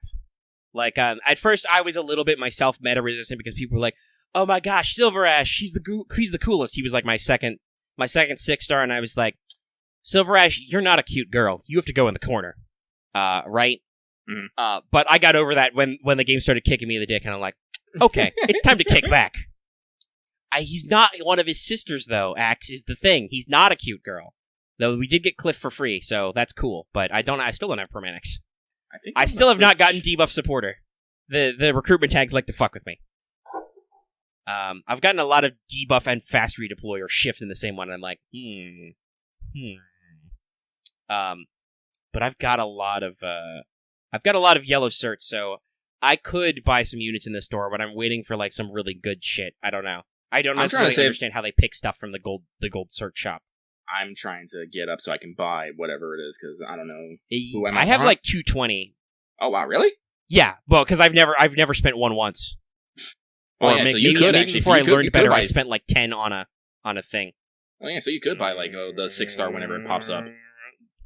I just shot Devilish with my laser beam eyes. Sorry, it's cool. I'm sure she's great. I have plenty of defenders though. I don't need more. Like I have a Hoshiguma I rolled I need to use, and I really like Neural, and Neural has been a cornerstone of my team. But also, Lisk is a cornerstone of my team. You know, and I can't. That's the thing about Arknights. We talked about this with Team Comp, right? There's only 10 units. I'm like, do I really need 3 of something? Honestly, I would say yes. It depends. Like, on the map, it definitely depends. You can get away with. You can need 3 of something. Like honestly, my mindset right now is I'm trying to with a lot of times I'm trying to get 2 good single targets and 1 AOE. Like with my snipers, I have Jessica and Exisai, and then I have Shiryuki as my AOE. Yeah, Shiryuki is my main. I've heard, because I have Meteorite, who is basically Shiryuki Plus, who I've been working on. I need to get a second, because I have a couple of my single targets maxed out. Now that I got Schwartz, I haven't actually fed her any XPs. If I have money, I should put some into there, because she does some fun stuff with killing bosses, basically. Like, because I have Firewatch leveled up. Firewatch is very weird, though. Like, with casters, it's Haze and Amiya. Then I have Skyfire as my AoE. Then I have Ifrit as my backliner when I know I can just get everyone in a big fucking line. Yeah, I did get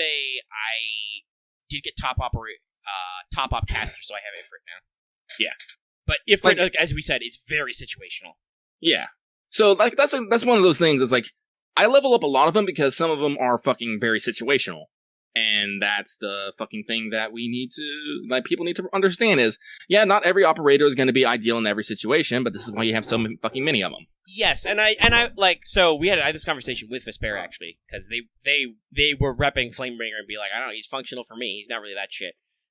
So, the situation, right, is, I don't want to just be like, oh, there's only bad doctors, not bad operators, right? Like, we say that sometimes about FGO, and it is mostly true. Like, post-buffs, most FGO units are really functional. They're just, they're not necessarily high-speed, low-drag, dual Scotty system, 3-turn clears bullshit, right? Yeah. But that can be kind of dismissive when you're trying to have a conversation about using a unit where just, that can be the equivalent of a get good scrub. Well, I think it's in the No, Axe, fuck you, because I said it. That's the thing, right? I get that some people say it is a bullshit thing, but also, fuck you, I'm saying it is the thing. This isn't about other people. I said it. Omega doesn't say things just because other people say them. Well, honestly, there's an FGO specifically. There's some, as we like to say, there's some servants that are not the most optimal for things, but they're still usable. And depending on whatever your fucking gotcha luck is, sometimes you might have not as many options as other fucking people. Right. You gotta learn to compensate. Yeah. You have to work with what you got, and as I said, if the game does not let you succeed with what you got, then there's something wrong with the game and not the player. Right. But at the same time, and because like I said, that can be definitely, if you just say it dismissively, that can definitely be get good scrub. But at the same time, I think it's bad to be like, oh, this unit is trash, throw them out, right? Right, to just dismiss a unit and hate on the unit because when it's like, it's a thing about how you use them, and ultimately, like, some units are bad. That is usually a rarity, though, right? Like, some units are just finicky, and it just didn't work out.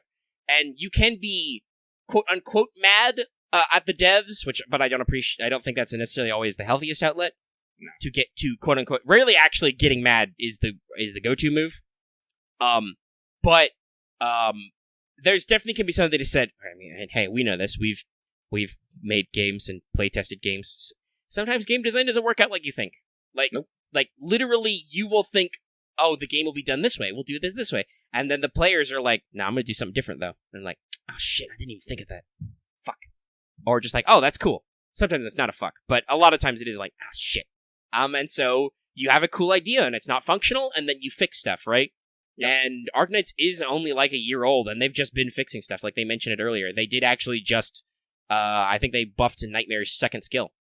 Where they patched it. Like, there's no retrofit, there's no rank up quest, no shenanigans. They just were like, let's just fix that. Yeah. Which is good. And I understand the kind of, depending on what you're doing, I've heard, I haven't seen any confirmation, but there's been some bouncing back and forth that, Istin is going to get some fixes, too. Which will be interesting, because I have her. Well, I also have Nightmare, but I haven't been using her super fit. It's a bug fix, okay. That was an error. And I bet they could. Though the thing about welfares is like, so on the one hand, I also say this, right? It's really weird.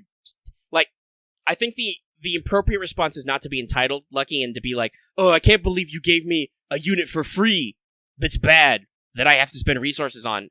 You don't have to spend resources on him. If you think he's bad, just don't use him, right? Yeah. Like, that's the thing. Arknights is a great game because it doesn't have a lot of the bullshit that their gacha games do. Like, obviously, it's got its own nitpicks with, like, okay, recruitment can be kind of fucky, whatever. Stuff like that, you know. Some of the maps are very harsh or feel like they need very specific archetypes. But the game doesn't really try to shenanigans you in the meta, right? There's no headcount limit. There's no diamond racket. You can farm premium currency, right? Like, you've got annihilation maps every week to get your red up. There's no deployment cost for your teams or anything, so there's no oil. There's no morale. Like, morale is only in the base, and it doesn't even matter that much. And just swap them out. So, there's very few, like, punishment, time-extending things, that happen, right? So, I really don't feel like, obviously, yes, there's a lot of LMD, but you can just farm it, right? You can just farm it back up. It's not that hard. Just do auto. It has auto battles, you know? And this event is also giving you shitloads of LMD. So I can understand why, because, like, for 5 stars, or 6 stars or whatever, yes, those are a shitload of resources. Like, I'm still not all the way up to E2 because I've only recently been pushed to, like, max level some operators at E1. Because it can be a slow roll, right? If you're just casually playing it, it can be a slow roll to go for, like, okay, well, I'm out of money, so I need to farm money. Okay, I'm now out of XPs, I gotta farm XPs, you know? That back and forth. But at the same time, you don't have to do shit, right? If you don't like Flamebringer, if you don't think he's meta viable or whatever, you don't have to do anything, so there's no reason to get upset about it. Just leave him alone. He'll sit in the base like all the other units. I feel like there's this weird thing where that they need to convince other people of the said person's correctness. That is true. Like, I don't know. There is definitely a thing where if you have opinions about stuff, especially in a game like this, you want to rep the unit you like or down rep the unit you don't like. I don't know. I try not to do too much of that. Like, I am not. Am I roboting again? You roboted for me a little bit. No, I'm just typing something at Axe here. I'm even narrowing about the second thing. Like, I make no mistake. Guys, I don't do the ironic thing where I think Caster Gills is super cool. He's not cool. He's really not. I don't do the ironic thing. But also, I don't care if you joke about he's the greatest cool. Whatever. Similarly, hey, guys, I actually don't really like Kiara for several reasons. Yeah. But I'm not a lunatic who'd be like, fuck Kiara, she sucks, I'm gonna burn her. That's dumb. That's dumb too. And also, if you give characters opportunity, they can grow on you. Yeah. Like, Flamebringer's only really in what... It's weird because he's the welfare for it, but he's only in one part of operational intelligence where he, like... God, Axe, you with the copying. It's always with, oh, this is copied. No, this isn't... It's not possible to be original all the time. It's a reference to CCC, which is another thing. I know. Anyway, this is a personal thing that Axe does that sometimes stresses me out, where it's like, but the originality. I'm like, you can't be original all the time. Everything is filing the serial numbers off. Non nova sub sole. Nothing new under the sun. Yeah, that's what I said, but apparently more robot-y and more Latin-y. We should probably go ahead and wrap this up. We're rambling about Arknights, and we're over 3 hours of mission, though there's some trimming to be done there. All right. Arknights event, goo. Goo. I like it. I'll play more of it soon. Level. I have a chin I'm going to level. I'm working on getting fucking guard chips right now. Yeah, I'm probably gonna, since I leveled up Ceylon a little bit to try and use her, I'm gonna try and level up Schwarz. And then, after I've made sure all my current level-wise, once my current E1 team that I use a lot is all max leveled, I'm gonna be like, okay, time to figure out some E2s. And it'll have it, because I know it's a big investment, it'll have to be a unit I really use a lot, and know it's gonna be worth it. So at this point, it's probably gonna be Lapland, because she's really fucking useful. Oh... Man, I was in real on tilt with one of those stun sniper maps until I was like, wait, Lap, can you literally hold down the entire bottom row? Yes, she can. Okay. Well, if Lucky doesn't have anything he wants to add, possibly from the robot zone, let's go ahead and wrap up before this freaks out on us again. Domo arigato, Mr. Panto. So hey, if you like this video, go ahead and give it a like. If you have any comments, leave them in the comment section down below. And, of course, if you're new here and haven't already, please subscribe to our channel. You can also hit that bell for notifications so you know when we post a new video. Usually I mentioned earlier, but I will also double down and mention we have a Discord. You can get that link in the video description or on our channel page. And another thing you can find on our channel page or in our video description or our end card is our Patreon, where you can subscribe to us, and for as little as $1 a month, you can get access to episodes early. Lots of other goodies. Really helps us out. It's a new month. It's a great time to join in and support us. That went off without a hitch, I think, other than... maybe a couple of the usual declines, but hopefully those will all get processed. Yeah! And we keep on keeping on. All right, so check out this week's episode of Let's Talk FGO if you haven't, for more of us, where we, much like What's Up, man, boy, that was a move. The extra hour of faff for no goddamn reason at all. That's how we do. So this is the moment where I like to play off Omega's ability just to keep responding. I'll just keep him fapping. Master move. So check that out if you want. And stay tuned next week for more What's Up, and stay tuned for streams. And other stuff. Because I'm sure like we said, we'll play around with recording or streaming TTS and other stuff and whatnot. Mm-hmm. And also, hey, another thing, especially in these times, you know, whether you're farming Obsidian, Arknights, or whatever, check out our back catalog. We got a lot of stuff, especially if you're newer. Like, you don't have to go all the way back to, like, What's Up number 1 or Let's Talk FGO number 1. I know some people do, and you can. But just pop up on our channel and check out some playlists, check out some old stuff. We've got Let's Plays, podcasts, actual plays, all kinds of stuff you can get in the back out and, just let run while you're doing stuff. Mm-hmm. Which is usually how I handle farming. All right, let's get out of here, everybody. Metabomb.